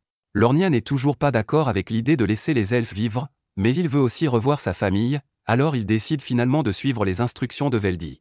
Pendant ce temps, à Manara, Takuto a rassemblé tous ses citoyens en un seul endroit car il y a quelque chose qu'il veut leur faire voir. Ils sont tous très confus car il se tient simplement debout à côté d'un tas de fruits de l'arbre à viande, mais Takuto lève alors la main et commence à déverser du mana dans les fruits. Tout le monde regarde avec impatience pour voir ce qui va se passer, mais à leur grande surprise, juste devant leurs yeux, le tas de fruits se transforme en un scarabée éclaireur. Tout le monde est émerveillé par ce qu'ils viennent de voir car Takuto a essentiellement créé une nouvelle vie d'un simple geste de la main, et Atu annonce que ce n'est qu'une fraction de ce que Takuto peut vraiment faire, donc ils doivent tous continuer à se dévouer à lui.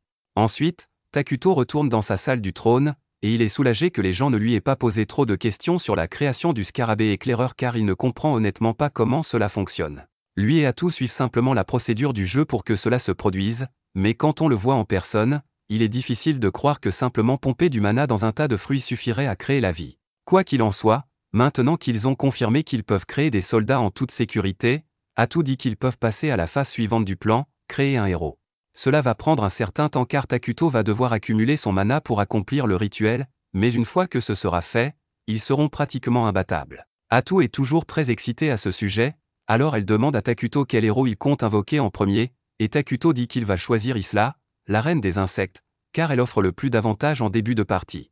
Isla peut renforcer la puissance de tous les soldats de type insecte à proximité, donc avec elle, tous les scarabées éclaireurs deviendront des combattants extrêmement efficaces. De plus, elle peut produire des larves soldats pour aider au combat ainsi qu'à la construction, donc elle serait parfaite pour accélérer le développement de Manara. Atu félicite Takuto d'avoir élaboré une stratégie aussi solide, mais outre les capacités uniques d'Isla, elle est aussi la seule héroïne qui n'a pas une personnalité problématique. Quant aux autres héros, l'un est obsédé par la conquête du monde, tandis que l'autre veut tout voir brûler, et Takuto ne voulait vraiment pas avoir à gérer ça pour l'instant. Cela dit, ces deux-là sont toujours très puissants, donc il va devoir les invoquer un jour. Il espère juste que les héros ne causeront pas de problème lorsqu'il les invoquera car il aimerait vivre une vie paisible dans ce monde. Pendant ce temps, de retour avec les chevaliers sacrés et les mercenaires, ils viennent de tomber sur un géant des collines en colère, et s'en occuper ne sera pas facile, alors Lornia dit à tous les mercenaires de se préparer au combat. Cependant, avant que les combats ne commencent, Veldy dit à tout le monde de se calmer et de le laisser s'en occuper seul. Lornia essaie de s'y opposer, mais Veldy lui dit que ce sera plus rapide s'il s'en charge seul, et ils n'ont pas beaucoup de temps à perdre ici de toute façon. Veldy s'approche du géant et commence à dire une prière, alors Lornia explique aux mercenaires que Veldy utilise la technique secrète de Qualia, qui permet d'utiliser des prières pour imprégner ses attaques de pouvoir divin. Le géant tente de frapper Veldy avec sa massue, mais Veldy parvient facilement à la trancher en deux. Le pouvoir que les arts divins confèrent varie d'un chevalier à l'autre, mais pour les chevaliers sacrés de haut rang comme Veldy, sa puissance est égale à celle d'un dragon mineur, donc le géant n'a aucune chance. Après que Veldy a tué le géant, Lornia commence à le féliciter pour son immense puissance et dit qu'avec Veldy et leur équipe, ils peuvent certainement affronter tout ce qu'ils rencontreront dans la forêt sombre. Cependant, Veldy n'a pas l'air satisfait et lui dit qu'ils ne peuvent encore rien affirmer avec certitude. De retour à Manara, Takuto est occupé à manger un hamburger, mais Atu est un peu inquiète car il n'a mangé que de la malbouffe depuis son arrivée. Elle ne compte pas l'arrêter, mais elle lui dit qu'il devrait manger plus sainement. Takuto a passé sa dernière vie à l'hôpital à ne manger que de la bouillie nutritive jusqu'à sa mort, alors maintenant il veut juste manger de la nourriture savoureuse. Juste à ce moment-là, il se souvient qu'il a quelque chose d'important à discuter. Il demande à Atu si elle peut convoquer Geia et Moltar pour une réunion après ça.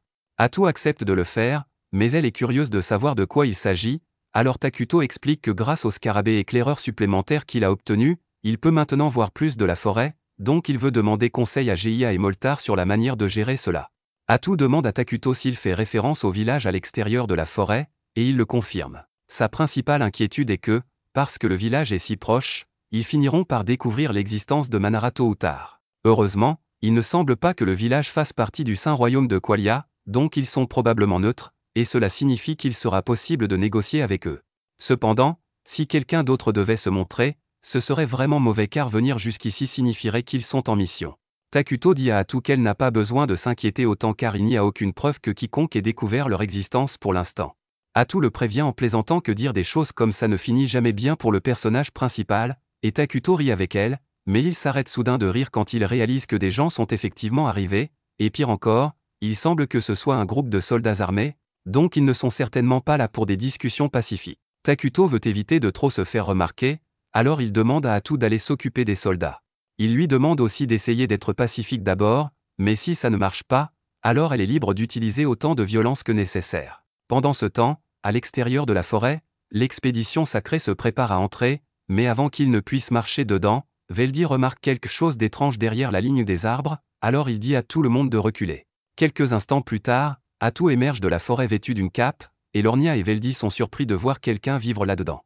Veldy lui demande de s'identifier, alors Atu ment et dit qu'elle est une humble elfe noire qui vit dans ses bois avec son peuple. Lornia a toujours le génocide des elfes noirs en tête, alors il est sur le point de la provoquer, mais Veldy l'arrête et change de sujet.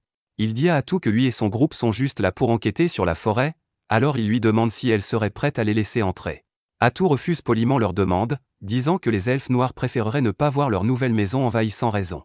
Lornia se sent offensée qu'une elfe noire de bas étage ose refuser une demande d'homme saint de Dieu, mais avant qu'il ne puisse en dire plus, Veldy lui dit de fermer sa putain de bouche avant qu'il ne cause des problèmes. Veldy est déjà suspicieux, mais il essaie de convaincre Atu de les laisser entrer en lui parlant de la révélation divine qu'ils ont reçue de la Sainte concernant une grande calamité dans cette forêt.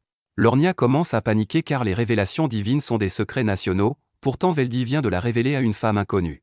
Veldy lui dit encore une fois de se taire, mais informer les autres d'une révélation divine sans permission est contraire aux règles de l'ordre sacré, alors Lornia dit qu'il va le dénoncer une fois de retour à Qualia. Veldy dit à Lornia qu'il est libre de faire ce qu'il veut, puis il se retourne vers Atu pour lui demander si elle est prête à les laisser entrer maintenant. Cependant, Atu refuse toujours, et elle dit à Veldy qu'il n'y a pas besoin qu'il fouille la forêt car il n'y a rien de dangereux ou de maléfique là-dedans. C'est un mensonge éhonté, mais Veldy décide que ça ne vaut pas la peine de discuter ici, alors il dit à tout le monde qu'ils rentrent chez eux. Veldy n'est pas un idiot, il sait qu'Atu est très louche, mais il sait aussi que lorsqu'une seule personne encapuchonnée sort avec confiance pour affronter une armée entière, il vaut probablement mieux ne pas s'en mêler. L'option la plus sûre ici est de revenir et de se regrouper avant de faire quoi que ce soit, mais Lornia est trop impulsif pour comprendre qu'il s'agit d'une retraite tactique, alors il accuse Veldy d'abandonner la mission et dit qu'il le prive de toute autorité. Il ordonne ensuite aux mercenaires de le suivre car ils vont entrer dans la forêt pour enquêter, et malheureusement, Lornia était celui qui les a engagés, donc ils doivent écouter ses ordres. Personnellement, je démissionne sur le champ après avoir vu Veldici paniquer, mais Lornia ordonne aux hommes de saisir Atou immédiatement pour avoir désobéi à ses ordres plus tôt, alors les hommes commencent à se rapprocher d'elle, et malgré les avertissements de Veldi, ils ne sont plus prêts à écouter. Atou est déçu que sa tentative de les faire partir pacifiquement ait échoué, même si elle a fait de son mieux, mais bon, c'est comme ça. À l'instant suivant, Lornia se réveille par terre et se retrouve couvert de sang car Atou a cessé de se retenir, et bien qu'il soit toujours en vie d'une manière ou d'une autre, le reste des mercenaires n'a pas eu cette chance. Veldi crie à quelqu'un d'aller signaler cela au royaume, mais Bargo lui répond que tous leurs messagers ont déjà été éliminés par Atou, et que les mercenaires qui ont réussi à survivre ne sont pas assez rapides pour faire le trajet à temps, surtout avec Atou en mode attaque. Il dit à tout le monde de préparer ses armes, car ils n'ont désormais plus d'autre choix que de se battre. Il leur ordonne de tirer tout ce qu'ils ont, et les mercenaires décochent toutes leurs flèches, mais Atou les bloque sans effort et reste indemne. La dernière chose que Veldi souhaitait était d'affronter quelqu'un comme Atou, et celle-ci est tout aussi déçue que lui. Elle dit clairement que tout cela est la faute de Lornia, car elle aurait été parfaitement heureuse de les laisser partir s'ils avaient simplement accepté de quitter la forêt, mais Lornia a dû jouer les justiciers, alors maintenant elle doit le tuer. Lornia se rend compte qu'il a grave merdé, alors il est enfin prêt à écouter et demande s'il sait ce qu'est Atou. Veldi avait des soupçons lorsqu'ils l'ont rencontré pour la première fois, c'est pourquoi il voulait éviter le combat, mais maintenant qu'il a vu sa véritable forme, il est certain qu'Atou doit être une sorcière. Une sorcière est un monstre de classe calamité officiellement reconnu comme une menace nationale. Atou est bien trop forte pour que les mercenaires aient une chance contre elle, alors Veldi leur dit de rester en retrait afin que lui et Lornia puissent s'occuper d'elle. Ils se précipitent tous les deux sur Atou et récitent leurs prières pour renforcer leurs attaques. Au début, Atou ne les prend pas au sérieux, elle se contente de bloquer leurs coups et les traite de faibles, mais à sa grande surprise, ils parviennent à couper 2 de ses tentacules. La tâche ne sera peut-être pas aussi facile qu'elle le pensait. Elle comprend que leurs attaques de magie sacrée leur confèrent des dégâts supplémentaires contre elle, et Veldi suppose qu'une fois qu'ils auront coupé tous ses tentacules, elle sera complètement impuissante. Atou ne veut pas que cela arrive, alors elle prend 2 des mercenaires en otage et décide de les utiliser comme boucliers humains pour forcer Veldi et Lornia à cesser leurs attaques. Cependant, Veldi dit à Lornia que s'ils n'arrêtent pas Atou ici, il est tout à fait possible qu'elle s'en prenne à Qualia à l'avenir, et que pour le bien de leur nation, des sacrifices doivent être faits. Lornia n'aime pas cette idée, mais il est d'accord avec Veldi, et tous deux poursuivent leur charge et coupent les otages ainsi que les 2 derniers tentacules d'Atou. Atou est surprise qu'ils aient été prêts à tuer leurs alliés aussi facilement, et pendant un instant, elle semble réellement en difficulté, mais tout cela n'était qu'un jeu pour elle. Une seconde plus tard, plusieurs tentacules émergent du sol et Veldi est transpercé à plusieurs reprises. Dans un dernier souffle, il dit à Lornia de s'enfuir, et peu après, Atou l'achève d'un coup de tentacule à la tête. Lornia n'en revient pas de ce qui vient de se passer, car il était sûr qu'ils avaient coupé tous les tentacules d'Atou, mais même si c'est vrai, Atou ne se souvient pas avoir dit qu'elle ne pouvait pas en faire pousser d'autres. En fait, elle pouvait en invoquer autant qu'elle le voulait depuis le début, et elle s'est donc contentée de jouer avec eux depuis le début. Après ce qu'ils viennent de voir, tous les mercenaires ont perdu toute envie de se battre, et Atou ne semble pas disposé à épargner la vie de qui que ce soit. Lornia leur dit donc de s'enfuir aussi vite que possible, espérant que s'ils se dispersent dans toutes les directions, au moins l'un d'entre eux pourra retourner au royaume et raconter ce qui s'est passé ici. Tous les mercenaires lâchent immédiatement leurs armes pour s'enfuir, et Atou n'a pas vraiment envie de les poursuivre, alors elle les laisse partir, même si elle aurait préféré qu'ils le fassent dès le début, car cela lui aurait évité bien des ennuis. Lornia décide de rester pour occuper Atou, et il brandit son épée sacrée vers elle, mais à sa grande surprise et à son grand désarroi, elle la bloque avec la même technique sacrée. Il ne comprend pas comment une créature maléfique comme elle peut avoir accès à des techniques sacrées, et normalement, cela ne serait pas possible, mais quand Atou a tué Veldi, elle a absorbé toute son expérience et ses techniques d'épée, et maintenant, elle est aussi douée que lui.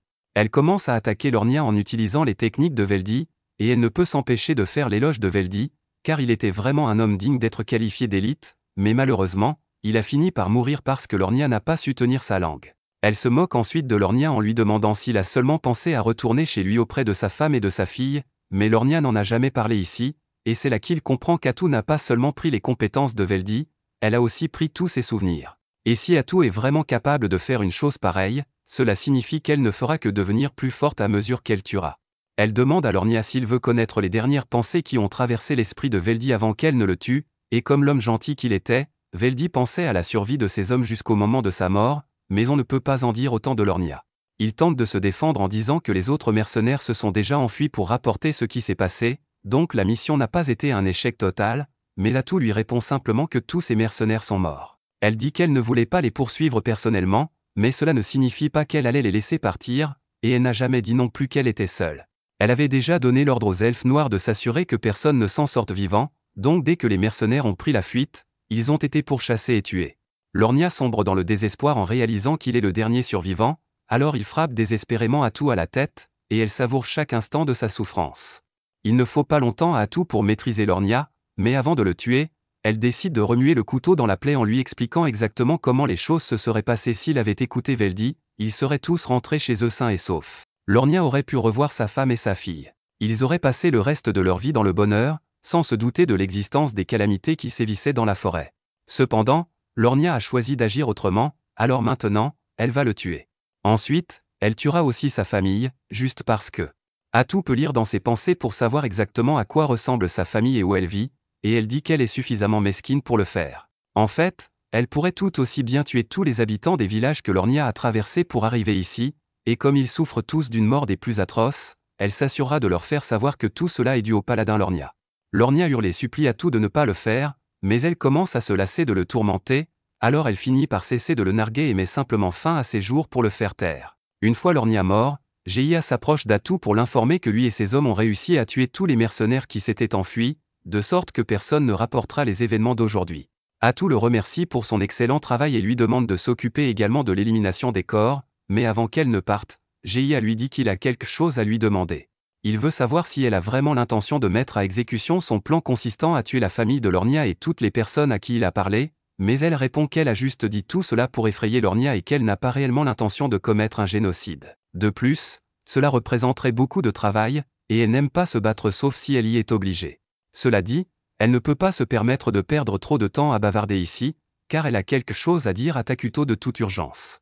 Avant le début du combat, Atou a entendu Veldy la traiter de sorcière alors qu'elle est classée comme héroïne, et il a également mentionné une sorcière dans le Nord, mais Takuto n'a jamais entendu parler d'une classe de sorcière dans le jeu auparavant, donc Atou pense que ce monde doit être différent de celui auquel ils sont habitués. Takuto avait déjà le sentiment que c'était le cas, donc même si la plupart des fonctionnalités du jeu fonctionnent toujours de la même manière, il serait préférable de partir du principe que les mécanismes sous-jacents sont complètement différents. Heureusement, la différence ne semble pas être entièrement négative, car la capacité d'Atou à absorber les compétences des personnes qu'elle tue a été améliorée, elle peut désormais obtenir une partie des souvenirs de ces personnes, ce qui leur a permis de recueillir de nombreuses informations sur la situation actuelle de Qualia auprès de l'équipe d'enquête envoyée ici. Heureusement, la ville de Qualia semble préoccupée par les troubles dans le nord, elle ne pourra donc pas se concentrer pleinement sur Manara dans l'immédiat. Cependant, le fait que l'équipe d'enquête ait été décimée va certainement éveiller les soupçons, et Qualia va donc forcément prendre des mesures pour découvrir ce qui s'est passé.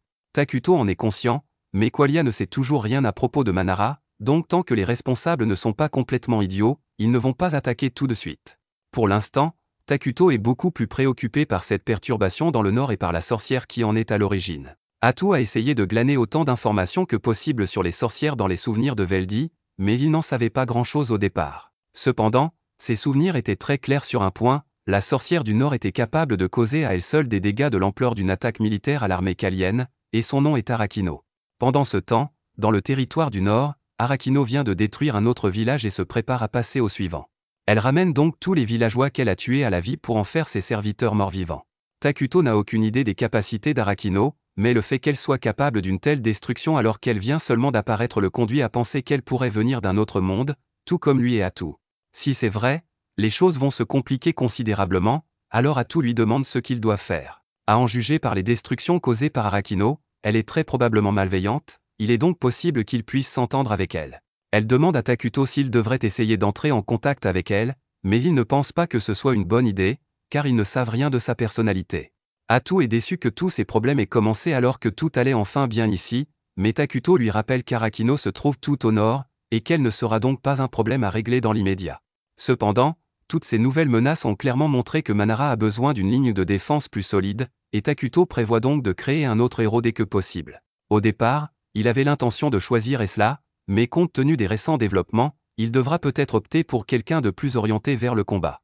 De plus, il va devoir réévaluer sa stratégie consistant à rester caché en raison d'incertitudes telles que la sorcière en jeu.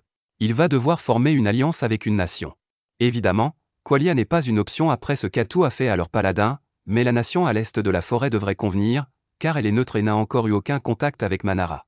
Une fois le palais terminé, Takuto prévoit donc d'aller enquêter sur ce pays et, pendant son séjour, il déterminera s'il serait possible de travailler ensemble. Pendant ce temps, dans la ville à l'est, ils sont actuellement attaqués par les barbares, alors leur porteuse de bâton utilise un éclair pour les anéantir. Tous les citoyens commencent à la féliciter d'avoir protégé la ville si facilement, mais elle leur dit qu'il est trop tôt pour se réjouir, car il semble qu'ils aient encore beaucoup de travail à faire. De retour à Manara, Atu et Takuto ont fini de discuter, et elle s'apprête à partir, mais avant cela, elle a quelque chose à lui demander pardon. Elle sait que Takuto n'aime pas la violence inutile, mais elle s'est un peu laissée emporter lorsqu'elle s'est occupée du paladin. Mais Takuto la regarde d'un air absent et lui demande pourquoi cela l'intéresserait. Atu se souvient instantanément que même si Takuto est gentil, il est aussi l'incarnation du mal, donc peu de choses peuvent le déranger. Peu de temps après, le palais de Takuto est enfin achevé, marquant ainsi le début de l'essor de son royaume. Il est ravi, car il a toujours rêvé d'avoir un palais gigantesque, et Atu lui assure qu'un jour, celui-ci sera assez grand pour percer les cieux. Cependant, toutes ces discussions sur le palais font réaliser à Atu que même si Takuto est le roi, il n'a toujours pas un seul serviteur à son service. Il n'y avait pas vraiment réfléchi, mais il serait étrange qu'un roi n'ait pas de serviteur personnel, alors Atu lui demande s'il a une préférence afin qu'elle puisse lui en trouver un. Takuto répond timidement qu'il se moque de qui ce sera, tant que cette personne est facile à vivre, car il est très mauvais en communication. En fait, il n'a encore jamais discuté avec aucun des elfes noirs depuis son arrivée, mais Atu pense que c'est surtout parce qu'il leur apparaît comme une masse d'énergie négative. Quoi qu'il en soit, elle lui dit qu'il n'a pas à s'inquiéter, car elle a le plan parfait. Takuto n'aime pas l'enthousiasme d'Atu, mais il décide de la laisser faire pour voir ce qu'elle va faire. Atu convoque immédiatement Geia, Moltar et Emile, et leur ordonne de rassembler toutes les jeunes filles du village, car Takuto les désire. Takuto et Geia n'en croient pas leurs oreilles, mais Geia veut lui accorder le bénéfice du doute, alors il demande à Atu pourquoi elle donne un tel ordre. Atu a demandé des jeunes filles parce qu'elle pensait que cela serait plus facile pour Takuto de s'entraîner à converser avec elle, mais au lieu de simplement le dire, elle déclare avec audace que Takuto aime les jeunes filles. Cela va beaucoup trop loin, alors Takuto empêche Atu de dire quoi que ce soit de pire et lui demande d'expliquer les choses sans le faire passer pour un lamancé. Après avoir entendu toute l'histoire, Moltar et les autres sont soulagés d'apprendre que Takuto voulait simplement un serviteur avec qui il serait facile de parler, et que s'il a spécifiquement demandé des jeunes filles, c'est parce que le royaume manque de main-d'œuvre et qu'il ne voulait pas prendre de précieux travailleurs pour en faire ses serviteurs. Les enfants, qui ne sont pas encore capables de travailler, étaient donc la meilleure option. Moltar et les autres sont impressionnés par la réflexion approfondie de Takuto, ils acceptent donc de lui amener les enfants, et Takuto se réjouit d'avoir enfin des interlocuteurs. Cependant, il a omis un détail dans son plan, le fait qu'il ressemble toujours à une catastrophe ambulante pour les gens normaux, et les enfants fondent en larmes dès qu'ils le voient. Takuto se sent vraiment mal après tout ce désordre, alors Atu demande à Moltar s'il y a des enfants qui ne crieront pas à la vue du roi, mais vu les circonstances, Moltar ne voit personne qui pourrait convenir. Geia prend soudainement la parole et demande si Takuto a déjà rencontré les jumeaux, mais dit qu'il ne les a pas présentés parce qu'il ne pensait pas qu'ils seraient des serviteurs appropriés pour Takuto. Pour parler franchement, ils ont un passé un peu trouble, et il craignait qu'ils n'offensent le roi d'une manière ou d'une autre, mais à ce stade, il ne reste plus beaucoup d'options, alors Atu lui dit de les appeler quand même. Quelques instants plus tard, les jumelles arrivent au palais et se présentent sous les noms de Karia et Maria, mais alors que Karia s'adresse à Takuto avec le respect qui lui est dû, Maria lui parle de manière décontractée, comme s'il était l'un de ses amis. Atu comprend immédiatement que ses enfants ont traversé des épreuves difficiles, et elle demande à Karia comment elle a contracté ses plaies sur son corps. Karia lui répond que c'est dû à une maladie, et Moltar explique que Karia a souffert d'une épidémie il y a quelque temps. Même si elle est guérie, les cicatrices causées par la maladie sont toujours visibles. Atu demande alors ce qui est arrivé à Maria, et Karia explique que Maria a dû subir quelque chose de très cruel et qu'elle n'est plus la même depuis. Atu demande à Karia ce qu'elle entend par « quelque chose de cruel », et sans hésiter, Maria répond qu'elle a mangé sa mère. C'est bien pire que ce qu'Atu avait imaginé, alors elle demande des explications à Moltar, qui n'est pas fier de ce qui s'est passé à l'époque, mais c'était la seule solution. Les membres de la tribu des elfes noirs n'ont jamais oublié le noble sacrifice que Maria et la mère de Karia ont fait pour eux. Après avoir entendu cela, Takuto se souvient que les elfes ont dû voyager longtemps à travers des terrains dangereux lorsqu'ils ont été chassés de leur foyer, et dans des situations difficiles comme celle-ci, la famine devient une préoccupation majeure, donc des sacrifices ont dû être faits. Il semble que le fait d'avoir été contrainte de manger sa propre mère ait bouleversé la perception du monde de Maria, et bien qu'il soit positif qu'elle ne semble pas du tout craindre Takuto, Atu n'est pas sûr qu'elle soit une bonne servante pour lui. Cependant, alors qu'Atu était perdu dans ses pensées, Maria s'approcha de Takuto et, lorsqu'elle fut près de lui, Elle lui dit qu'il lui semblait pâle. Takuto est surpris d'entendre cela, car la plupart des gens le décrivent comme l'incarnation des ténèbres, mais ce n'est pas le cas de Maria. Il lui demande si elle accepterait de devenir sa servante pour prendre soin de lui, et Maria répond qu'elle fera de son mieux. Takuto la nomme alors officiellement sa servante et candidate à la direction de Manara. Atu est étonné, car c'est la plus longue conversation que Takuto ait jamais eue avec quelqu'un d'autre qu'elle, mais même si Maria semble d'accord, Karia n'a pas dit grand-chose, alors Takuto lui demande ce qu'elle pense de sa proposition. Karia répond qu'en tant que petite sœur de Maria, elle a le devoir de rester à ses côtés à tout moment, et que si Maria veut devenir la servante de Takuto, alors Karia le fera aussi. Takuto est heureux d'entendre cela, alors il leur dit qu'à partir d'aujourd'hui, elles seront chargées de prendre soin de lui, mais Geiya et Moltar semblent un peu inquiets de sa décision. Une fois tout le monde parti, Moltar s'approche de Takuto et lui dit qu'il doit lui parler des jumelles. Depuis la mort de leur mère, elles sont incapables de ressentir la moindre émotion, comme si leur cœur s'était complètement fermé. Takuto, les avoir comme servantes va certainement lui poser plusieurs défis, mais Moltar lui demande de les traiter avec tolérance et patience jusqu'à ce qu'elles s'ouvrent. Plus tard, Maria et Karia commencent leurs fonctions officielles en tant que servantes de Takuto, mais des problèmes surviennent presque immédiatement, car lorsque Maria essaie de lui apporter un verre d'eau, elle trébuche accidentellement sur ses propres pieds et renverse tout sur Takuto. Karia propose de l'essuyer et s'excuse pour l'erreur de Maria, car ce n'est pas la première fois que cela arrive, mais Takuto dit qu'il n'est pas fâché. Quelques instants plus tard, Atu entre et est déçu de voir que Maria a encore fait une erreur, mais Takuto lui dit d'être indulgente avec les filles. Atu ne supporte pas qu'elle se trompe aussi souvent, mais si Takuto ne veut pas les punir, elle ne peut rien y faire. Elle dit à Takuto qu'il a une réunion à laquelle il doit assister et que, en tant que ses assistantes, Maria et Karia devront également y assister, elles ont donc intérêt à se comporter de leur mieux. La réunion commence peu après, et la première à faire son rapport est Émile. Elle est responsable du département de la construction, et elle dit à Takuto qu'avec le palais terminé, ils ont beaucoup de travailleurs disponibles pour le moment, et qu'ils ont également une tonne de ressources en réserve, donc elle pense qu'ils peuvent bientôt commencer à travailler sur un autre projet. Takuto et Atu sont d'accord avec l'évaluation d'Émile, ils lui demandent donc de commencer la construction d'une clinique dès que possible, car ils ont besoin d'un moyen de prendre soin de la santé et de la sécurité des citoyens de Manara. Émile répond qu'elle va s'y mettre immédiatement, et maintenant que les questions de construction ont été réglées, Atu demande à parler à la personne chargée de la collecte des ressources. Cependant, Émile est également responsable de cela, ils devront donc peut-être envisager d'embaucher du personnel supplémentaire prochainement. Quoi qu'il en soit, elle rapporte que la collecte de nourriture et de matériaux se déroule sans encombre et que, grâce à l'aide de Takuto, ils ont pu acquérir des produits de première nécessité qu'ils ne pourraient pas produire eux-mêmes, mais cela consomme beaucoup de mana de Takuto, ils devront donc trouver d'autres méthodes pour acquérir ces produits prochainement. Il n'est pas idéal de recourir si souvent à la production d'urgence, mais pour l'instant, c'est une dépense nécessaire. Takuto dit qu'ils peuvent continuer à compter sur lui, mais qu'ils vont devoir donner la priorité aux bâtiments et à la recherche afin d'augmenter la production de mana de Takuto. Atu remercie Émile pour son travail acharné, et maintenant que les ressources ont été discutées, il est temps de parler de la recherche sur la magie. Moltar se lève pour faire son rapport. Il informe Takuto et Atu qu'il a réussi à créer une magie militaire. Bien qu'il soit pour l'instant le seul à pouvoir l'utiliser, il est convaincu qu'avec suffisamment d'entraînement, ses subordonnés finiront par en être capables eux aussi. Il pourrait même être en mesure de lancer des sorts puissants en utilisant le mana détruit produit par le palais, mais comme Takuto a déclaré qu'il ne voulait pas déclencher de guerre, ils n'auront probablement pas beaucoup d'occasions de l'utiliser. Pour l'instant, Atu demande à Moltar de se concentrer sur la recherche des 6 éléments principaux de l'arbre des compétences magiques, car ceux-ci seront les plus utiles au développement de la nation. Enfin, elle fait appel à Geiya pour lui demander des nouvelles de l'état de leur armée, et celui-ci l'informe que l'armée dispose actuellement de 5 insectes éclaireurs. Ils ont principalement été occupés à explorer le territoire inexploré de la Terre maudite, mais les terres à l'extérieur de la forêt sont principalement des plaines, ils ne peuvent donc pas explorer cette région sans risquer d'être repérés. Et comme la discrétion est l'une des principales priorités de Manara en ce moment, les éclaireurs sont limités dans leurs possibilités d'exploration. Atu répond que ce n'est pas grave, car ils ont déjà obtenu un rapport détaillé sur toute la région forestière, et elle demande à Geiya d'affecter les éclaireurs à des patrouilles de routine autour du périmètre de la forêt. Geiya lui demande si elle est sûre de vouloir affecter tous les insectes à des patrouilles, et Atu comprend qu'il s'inquiète pour la force de leur armée, mais elle lui répond qu'elle est plus que suffisante pour faire face à toutes les menaces qui pourraient se présenter. De plus, elle et Takuto ont déjà décidé de créer un nouveau héros, et Takuto leur annonce qu'il va finalement invoquer Esla. Il demande s'ils ont réussi à rassembler toutes les ressources nécessaires pour cela, et Moltar lui répond que le bois et les rations sont prêts, mais qu'il reste le problème de la grande quantité de mana requise. Après de nombreuses discussions et compromis, la réunion d'aujourd'hui prend enfin fin, et Takuto est satisfait de la façon dont chacun a rempli son rôle.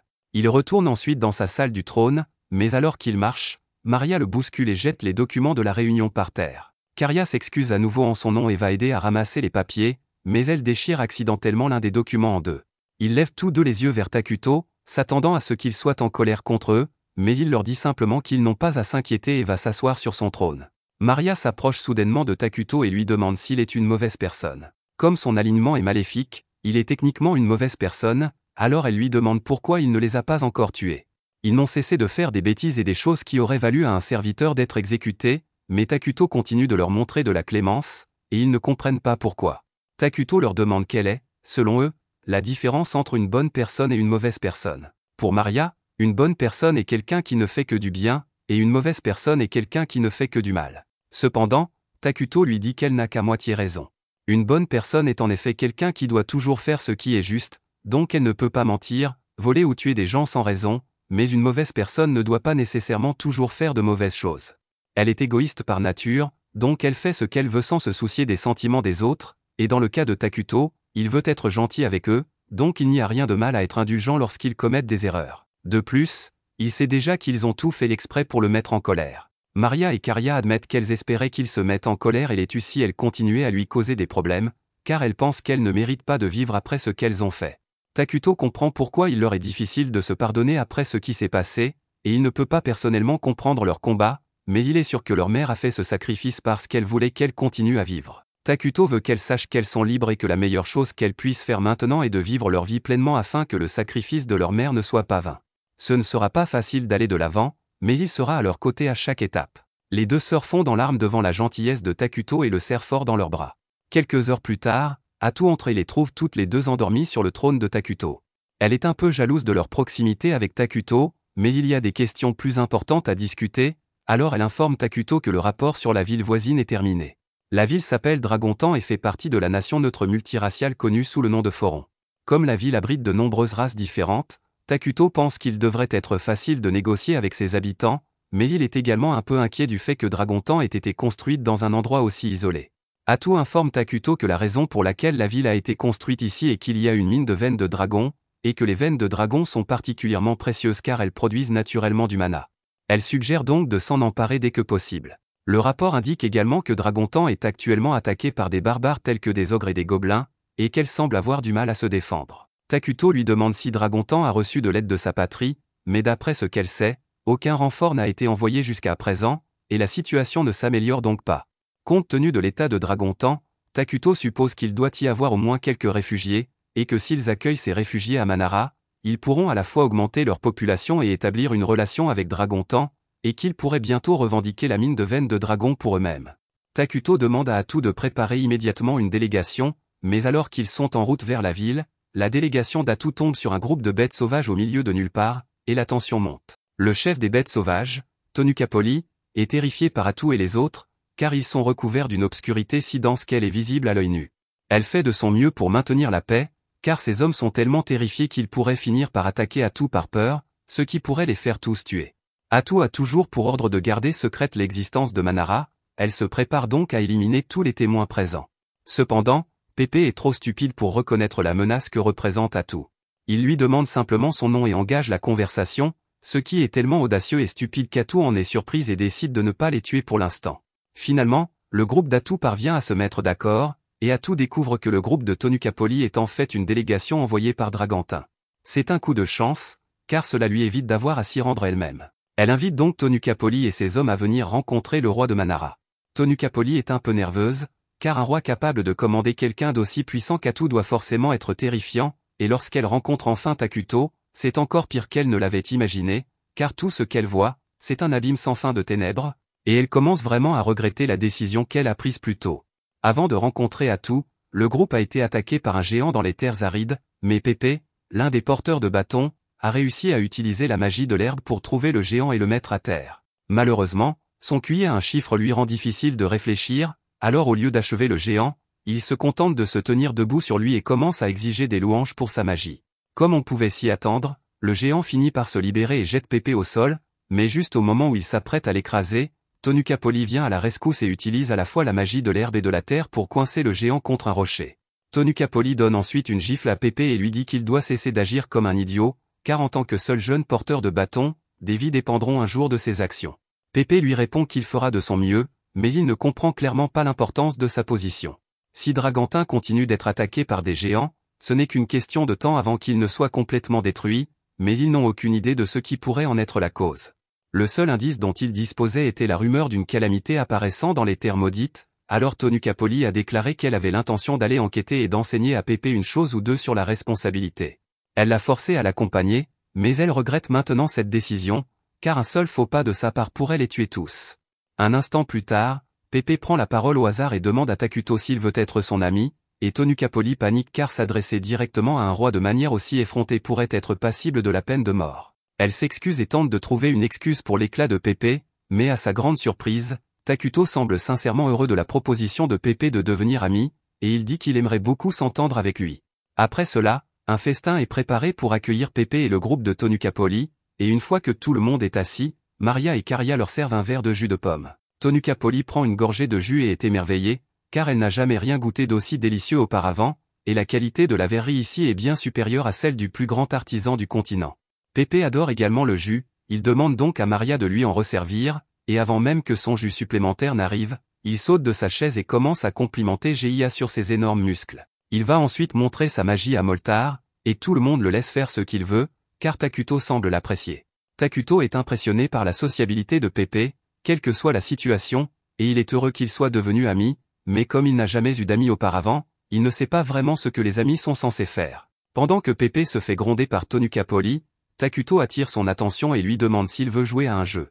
La pièce devient silencieuse pendant un moment, car personne ne s'attendait à ce qu'il dise cela, et Takuto commence à se sentir mal à l'aise, mais Pépé accepte joyeusement de jouer avec lui, et les deux s'assoient ensemble. Le premier jeu auquel il joue est une invention de Pépé, chacun prend un brin d'herbe et tire dessus pour voir lequel cassera le premier. Tonukapoli craint que Takuto ne se sente insulté par un jeu aussi simple, mais celui-ci s'amuse beaucoup. Les deux continuent à jouer pendant un moment, et Pépé finit par essayer plusieurs jeux créés par Takuto. Il dit qu'il s'est beaucoup amusé et suggère même à Takuto de les vendre à Dragontin, mais Tonukapoli l'interrompt, car ce n'est pas à Pépé de prendre ce genre de décision. Takuto est en fait ravi que Pépé ait abordé le sujet du commerce, car il a l'intention d'établir une relation commerciale avec Dragontin, mais avant cela, il va devoir mettre de côté son amitié avec Pépé et agir strictement en tant que souverain. Une fois le repas terminé, Atu attire l'attention de Tonukapoli et lui demande pourquoi elle est venue dans ces terres. La question la met mal à l'aise, mais elle répond que son pays est constamment attaqué par les barbares. Atu est un peu surpris que ce soit les barbares qui attaquent Dragontin, car ils évitent généralement les grandes villes, et Tonukapoli répond que c'est précisément pour cette raison qu'elle est venue ici, pour enquêter sur les causes du comportement des barbares. Takuto lui demande si cela signifie qu'ils n'ont pas la puissance militaire nécessaire pour combattre efficacement les barbares, et la tension artérielle de Tonukapoli monte légèrement, car si Takuto découvre à quel point la situation à Dragontin est grave, Manara pourrait bien essayer de les conquérir au lieu de négocier. Elle ment et dit que Dragontin a encore assez de force pour repousser les barbares, mais que la nature inhabituelle de leur mouvement devait être étudiée malgré tout.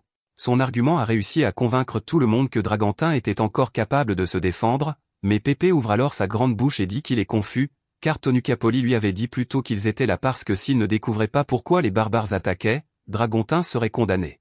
Atu commence à se sentir mal pour Tonukapoli et le fait qu'elle doive supporter Pépé tout le temps, mais elle et Takuto lui assurent qu'ils n'ont aucune mauvaise intention envers Dragontin, donc elle n'a pas à s'inquiéter. Pour l'instant, ils se concentrent davantage sur leurs affaires intérieures, ils n'ont donc pas l'intention de déclencher de guerre ou de conquérir d'autres nations dans un avenir proche, mais ils ne peuvent pas simplement ignorer la question des barbares. Si Dragontin venait à tomber aux mains des barbares, on peut supposer que Manara, le royaume le plus proche, serait le prochain sur la liste, ce qui en fait également leur problème. Tonukapoli est stupéfaite et demande si cela signifie qu'ils sont prêts à offrir leur aide, car, en toute honnêteté, vu à quel point ils se sont surmenés pour construire une ville près de la veine du dragon, Dragontin est voué à tomber si rien n'est fait. Atu demande à Takuto ce qu'il pense qu'il devrait faire, et celui-ci répond qu'il veut aider son ami, donc qu'il est prêt à offrir toute l'aide nécessaire. Tonukapoli est ravi d'entendre cela, mais elle demande ce qu'il veut en échange, car grâce à la grande bouche de Pépé, ils savent déjà que Dragontin est en grande difficulté. Atu répond avec désinvolture qu'ils veulent la veine de dragon, et Tonukapoli espérait vraiment qu'il n'aborderait pas ce sujet, mais dans l'état actuel des choses, elle n'est pas en mesure de refuser. Atu lui dit qu'elle n'a pas à s'inquiéter outre mesure, car Takuto et lui sont tout à fait d'accord pour partager le contrôle de la veine de dragon avec Dragontin. Après tout, Ils n'ont pas vraiment besoin de beaucoup de mana pour le moment, mais ils veulent se réserver le droit exclusif de choisir la conversion élémentaire à partir de la veine de dragon. Tonukapoli est choqué que Manara dispose déjà de la technologie nécessaire pour transformer le mana pur en énergie élémentaire, car il aurait fallu 10 ans supplémentaires à Dragontin pour la perfectionner. Il est désormais clair pour elle que Manara est une civilisation bien plus avancée que la leur, et qu'une alliance avec eux serait donc extrêmement bénéfique, mais conformément à la tradition, elle dit à Pépé que c'est à lui de prendre cette décision. Il est peut-être idiot, mais il est le plus jeune porteur de bâton et, par extension, le futur souverain de la nation. Il a également un œil averti lorsqu'il s'agit d'évaluer les gens, alors elle lui demande s'il souhaite conclure l'alliance, et Pépé répond qu'il veut être ami avec tout le monde à Manara. Les deux royaumes forment donc officiellement une alliance. Peu après, Atou convoque une réunion pour discuter des termes de leur accord avec Dragontin. Manara accepte d'envoyer des biens de consommation à leur ville, et en échange, Dragontin leur fournira des produits métalliques et des produits de première nécessité. Moltar est satisfait de cet accord, car jusqu'à présent, il dépendait de Takuto pour s'approvisionner en ces produits, mais leur plus grand gain découle de l'accès à la veine de dragon, et ils doivent remercier Pépé pour la façon dont les choses se sont déroulées. Car s'il n'avait pas révélé la véritable situation de Dragontin, Tonukapoli aurait conservé sa fausse confiance, et il n'aurait probablement pas fait de progrès significatifs en matière de relations internationales.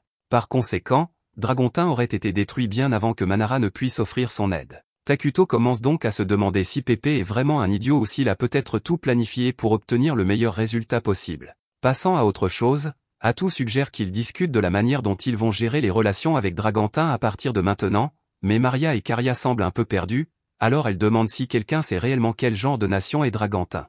Ils étaient tous tellement concentrés sur les négociations qu'ils ont oublié qu'ils n'étaient jamais allés dans cette nation, et qu'une partie importante du maintien des relations internationales consiste à comprendre la culture et les valeurs de ses alliés.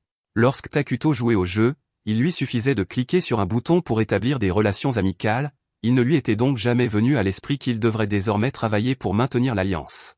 Étant donné leur manque de connaissances à ce sujet, Atou suggère que leur première étape devrait être d'enquêter sur la capitale, Crescent Moon, mais celle-ci est assez éloignée de Manara, ce qui rendrait l'enquête très longue. Takuto dit qu'ils peuvent mettre cela en attente pour l'instant, car leur priorité principale devrait être d'aider Dragontin à combattre les géants.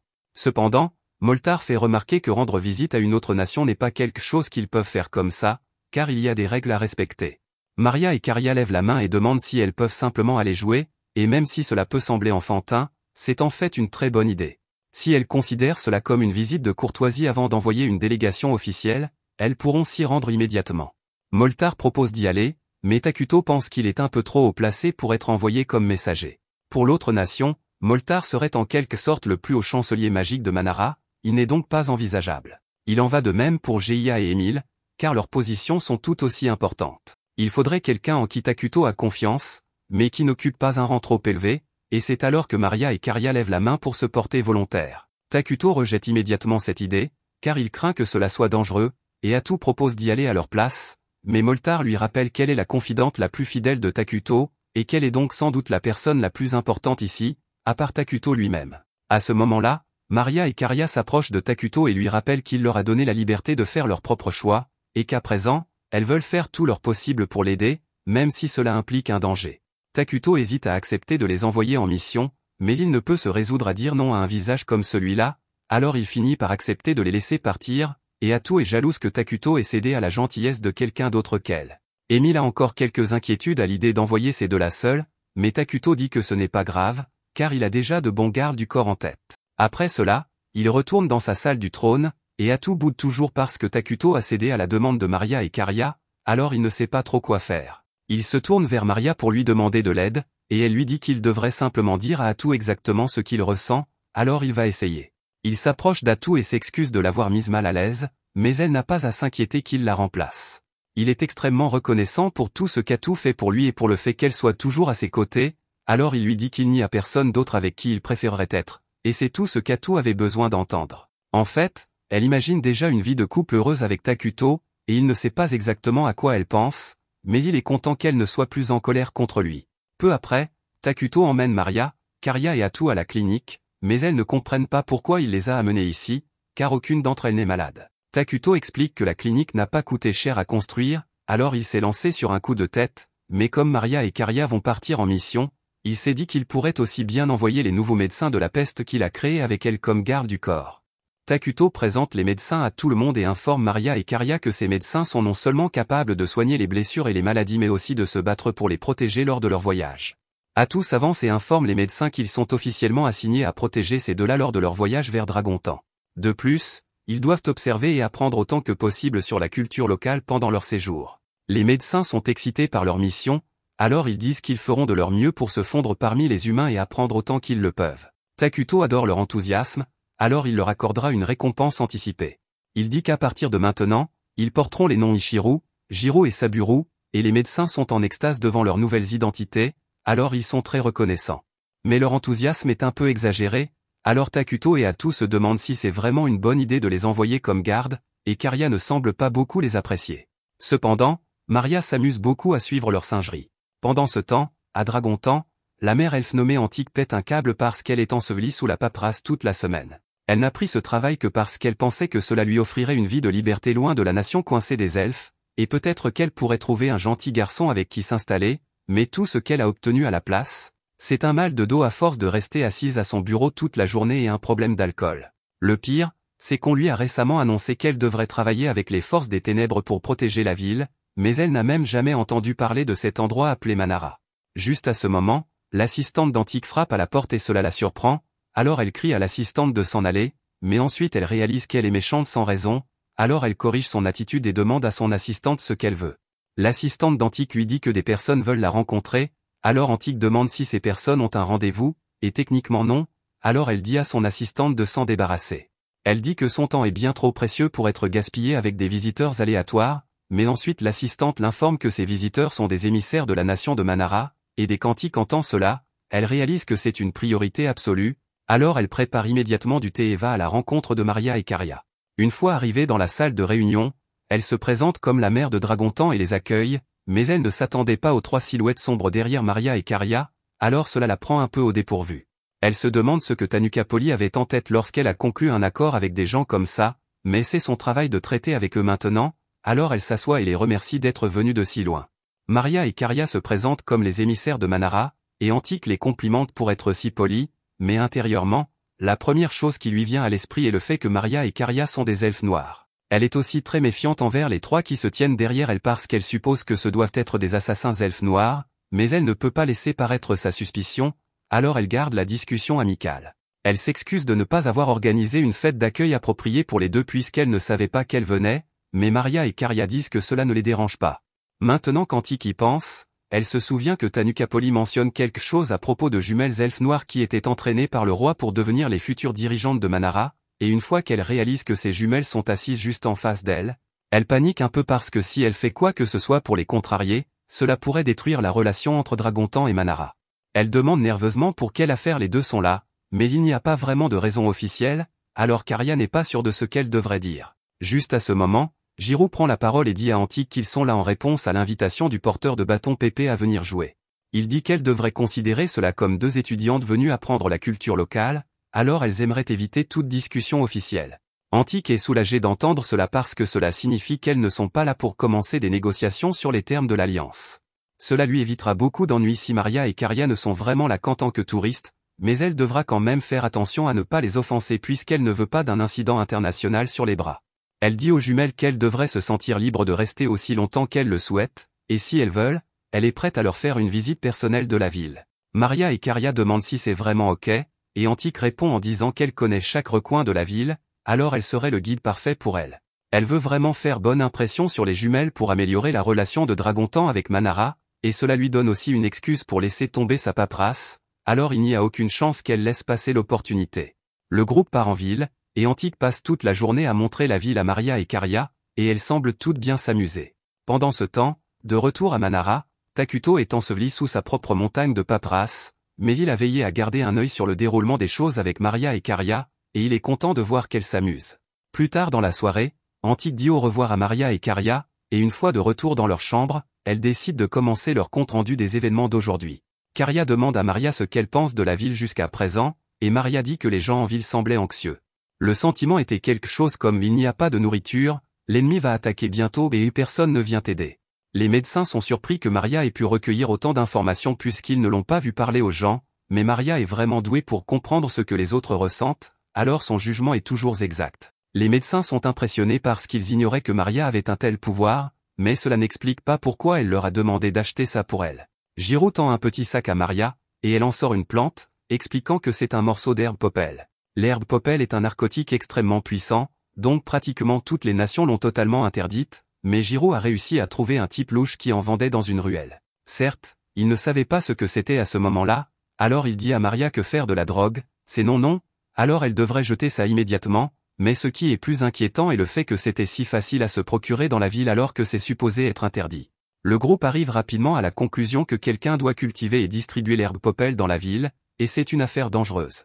Karya trouve au foule que des gens fassent une telle chose alors qu'Antique travaille si dur pour faire fonctionner la ville, mais si des choses comme le trafic de drogue se passent dans la ville, alors Saburo dit qu'ils vont devoir être encore plus prudents pour protéger les jeunes demoiselles puisqu'on ne sait pas quoi d'autre pourrait arriver dans la ville. Le lendemain, les médecins emmènent Maria et Karya voir la veine du dragon, et elles sont émerveillées de voir autant de jolis cristaux partout, mais juste à ce moment, un homme nommé Vesta attire leur attention, et il mentionne que l'herbe popel pousse vraiment bien dans cette zone. Karya reste polie et dit que c'est agréable de rencontrer Vesta, mais elle dit qu'il devrait aller droit au but et dire quelle affaire il a avec elle. Vesta dit qu'il a entendu qu'elles sont des émissaires de la nation de Manara et que dans un futur proche, cette terre sera gouvernée conjointement par Dragontan et Manara, alors il veut proposer une affaire. Il demande à Maria et Karya si elles aimeraient s'associer avec lui pour cultiver l'herbe popel, et Karya veut voir où cela mènera, alors elle demande à Vesta quels avantages Manara recevra si elle décide de travailler avec lui. Vesta leur dit que l'herbe popel atteint un prix élevé sur le marché, alors naturellement elle recevrait une partie de ses profits, mais il est aussi prêt à fournir d'autres offrandes. Karya lui demande de quel genre d'offrande il parle, mais c'est bien trop illégal pour en parler ici, alors il demande à Maria et Karya de le rencontrer dans un endroit isolé pour discuter davantage. Il tend à Karya une carte avec l'emplacement du point de rencontre, et elle hésite un moment, mais elle finit par la prendre. Vesta dit qu'il est toujours heureux de travailler avec des personnes alignées sur le mal parce qu'elles le comprennent toujours. La maire actuelle de cette ville essaie toujours de pousser des politiques stupides comme ne vendez pas de drogue ou ne trafiquez pas de personnes, mais il est sûr que lorsque le roi de Manara prendra le contrôle, il sera beaucoup plus ouvert à la façon dont Vesta fait des affaires. Quelques jours plus tard, Maria et Karya rencontrent à nouveau Antique, et elles partiront bientôt de la ville, alors elle dit que c'était génial de apprendre à connaître les jumelles. Elle remercie Antique d'avoir été une hôte si gracieuse ces derniers jours, et elle demande s'il y a quelque chose qu'elles peuvent faire pour elle en retour. Antique dit qu'elle apprécierait si elle plaçait un bon mot pour elle la prochaine fois qu'elles parleront au roi Takuto, et Maria et Karya disent qu'elles seront heureuses de obliger. Juste à ce moment, la porte de la pièce s'ouvre, et Vesta entre avec 2 sbires à ses côtés. Antique se lève en rage et crie que Vesta n'a pas le droit d'être ici sans sa permission, mais Vesta avait déjà clairement fait comprendre qu'il se moque des règles, alors il s'est juste invité. Il dit qu'il est là pour entendre la réponse de Maria et Karya puisqu'elles ne l'ont jamais rencontré pour discuter des détails de l'affaire qu'il a proposée. Maria lui demande s'il parle de l'affaire où il a offert de vendre de l'herbe popel avec elle, et Antique commence à paniquer parce qu'elle ignorait que Maria et Karya ont conclu un accord avec Vesta dans son dos, et si Vesta a réussi à avoir Manara de son côté, alors la ville sera ruinée. Maria peut deviner ce qu'Antique pense, alors elle lui dit de ne pas s'inquiéter puisqu'aucune des deux ne considérerait jamais vraiment de travailler avec un ordure comme Vesta. Elle supposait qu'il serait assez intelligent pour comprendre que le fait qu'elle ne se soit pas présentée à la rencontre qu'il a organisée signifie qu'elles ne sont pas intéressées. Karya demande à Antique si ça serait ok qu'elle s'occupe de Vesta elle-même puisque, même s'il est méprisable, elle détesterait causer un incident international en agissant seule. Antique dit qu'elles sont les bienvenues pour intervenir parce que Vesta est une nuisance pour les gens de la ville depuis longtemps, alors sur ordre de Maria et Karya, les médecins s'avancent pour s'occuper de Vesta. Cependant, avec ces trois-là devant lui, Vesta semble étrangement confiant parce qu'il associe avec lui. À l'intérieur de la seringue se trouve un extrait concentré de la fleur popel, et une dose serait suffisante pour transformer n'importe qui en toxicomane sans cervelle. Maria et Karya peuvent déjà dire qu'il est venu ici avec l'intention de l'utiliser sur elle, alors elle lui demande s'il a vraiment réfléchi à ça. Elles sont peut-être des enfants faibles, mais s'il devait porter la main sur elle, alors il se ferait un ennemi du royaume de Manara, et le roi Takuto ne prendra sûrement pas gentiment une telle provocation. Cependant, Vesta, dans son infinie sagesse, croit qu'il peut juste faire chanter Takuto en transformant Maria et Karya en ses esclaves personnels, ne tenant absolument pas compte des 3 hommes qui les protègent. Il tend les seringues à ses sbires et leur dit d'aller chercher les filles, mais une seconde plus tard, l'une des épées des sbires vole dans le mur devant Vesta, et ils se retournent pour voir le sort macabre qu'ils ont subi. Pendant ce temps, à Manara, Takuto prend une tasse de thé relaxante avec Atu, et il est vraiment content d'avoir créé ces médecins parce qu'ils se sont vraiment avérés utiles pour la mission des jumelles. En parlant de ça, Émile se demandait pourquoi Takuto a choisi d'envoyer des médecins au lieu d'envoyer juste un groupe de guerriers avec Maria et Karia. Alors Attou explique que ces trois-là adorent absolument les humains et les demi-humains, peut-être même un peu trop, en fait. Parce que bien qu'ils soient versés dans la guérison de la biologie humaine, ils mangent aussi de temps en temps des cerveaux, alors ils sont vraiment terrifiants quand ils le veulent. Pendant ce temps, de retour à Dragontan, les médecins viennent de finir de démembrer les spires avec une précision chirurgicale et tiennent actuellement leur peau et sautent de joie parce que ça ira parfaitement dans leur collection.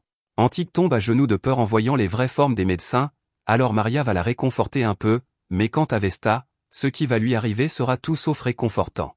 Il essaie de supplier pardon, mais Karia lui dit qu'il a déjà franchi la ligne. Elle n'allait rien faire à propos de sa vente de drogue puisque ça ne la regarde pas, mais quand il a menacé elle et sa sœur, ainsi qu'insulté son glorieux roi Takuto, il avait déjà scellé son sort. Elle ordonne au médecin de le tuer, et quelques minutes plus tard, tous les trois portent casualement la peau de Vesta en cosplay, et Antique ne sait pas comment traiter ce qu'elle vient d'assister. Karia s'approche d'elle et s'excuse d'avoir fait un tel désordre dans son bureau, et elle demande si elle veut qu'elle paie la facture de nettoyage, mais Antique dit nerveusement qu'elle n'a pas à s'inquiéter de ça. Karia remercie Antique d'être si compréhensive, et voir le sourire sincère de Karia malgré la situation qui vient de se dérouler est en quelque sorte encore plus terrifiant que les médecins en costume de peau. Elle regrette vraiment de ne pas être devenue maire de cette ville, mais c'est sa vie maintenant, alors elle va devoir s'y habituer. Une fois que le groupe revient à Manara, ils sont immédiatement convoqués à une réunion pour qu'Attou puisse les réprimander pour ce qui s'est passé, mais avant cela, elle exige de savoir pourquoi Takuto ne les a pas empêchés de faire tout cela alors qu'il les surveillait tout le temps. Il admet qu'il ne voulait simplement pas que les filles pensent qu'il était un parent surprotecteur, alors il les a laissés gérer la situation par elles-mêmes, mais voilà où cela les a menés. Les deux ont spécifiquement averti Maria et Karia de garder leurs actes violents au minimum, mais elles sont quand même allées et ont étrangement ordonné aux médecins d'assassiner ces gens, et quant aux médecins, même s'ils devaient tuer Vesta et ses sbires, ils sont allés trop loin en l'écorchant vif devant Antique. Attou dit à tous qu'aucun d'entre eux ne bougera de cet endroit jusqu'à ce qu'ils aient rédigé une longue dissertation promettant de faire mieux la prochaine fois. Quelques heures plus tard, tout le monde se réunit dans la salle de réunion pour discuter de la situation avec Dragontan, et selon le rapport que les jumelles ont rapporté, Dragontan est actuellement dans une situation désespérée. Il manque de ressources pour maintenir correctement l'ordre, donc la criminalité est en hausse, et en plus de tout cela, ils font face à des attaques constantes de la part des barbares. Le rapport dit que Dragontan affronte principalement des gobelins, des orques et occasionnellement des géants des collines, et si les gobelins et les orques ne sont pas une grande menace, les géants sont devenus un sérieux problème. Ils apparaissent au hasard en groupe autour de la ville, et chaque jour qui passe, le nombre d'attaques de géants augmente régulièrement, donc la ville a du mal à se défendre. Moltar suppose que la raison pour laquelle les gens de Dragontan n'ont pas compris les schémas d'attaque des géants est qu'ils n'ont pas la capacité de détecter les attaques imminentes. Normalement, les sens aiguisés des hommes bêtes seraient plus que suffisants pour repérer les ennemis avant qu'ils n'attaquent, mais les éclaireurs doivent être épuisés après tous ces combats constants. De toute façon, si rien n'est fait, la ville de Dragontan est vouée à tomber dans un avenir proche, donc GIA suggère qu'ils devraient envoyer une grande force pour renforcer les défenses de la ville. Émile est d'accord pour qu'ils envoient de l'aide, mais elle ne pense pas que diviser les forces de Manara pour cela soit une bonne idée. S'ils devaient envoyer leurs réserves de main-d'œuvre immédiate à Dragontan maintenant, cela laisserait leurs secteurs agricoles et de construction en sous-effectif. Attou intervient et rappelle à tous qu'elle participera également à la mission, donc ils n'auront pas besoin de tant de soldats. Les autres sont surpris d'entendre cela, mais compte tenu de la capacité d'Attou à voler des compétences, il est logique qu'elle veuille y aller. Pendant son absence, elle va avoir besoin de quelqu'un pour reprendre ses tâches administratives, donc Moltar se propose de s'occuper de la paperasse, et GI a dit qu'il s'occupera de la défense nationale, mais dès qu'Émile l'entend dire cela, elle est un peu inquiète. Jusqu'à présent, la défense nationale de Manara a largement reposé sur la présence d'Attou, et sans vouloir offenser, mais GIA seul ne les protégera pas s'ils sont attaqués. GIA ne peut nier qu'elle ait raison, mais heureusement, Takuto a déjà pensé à une solution pour cela, donc il dit à tous qu'il créera bientôt l'héroïne Esla, et elle sera la pierre angulaire de leur défense pendant l'absence d'Attou.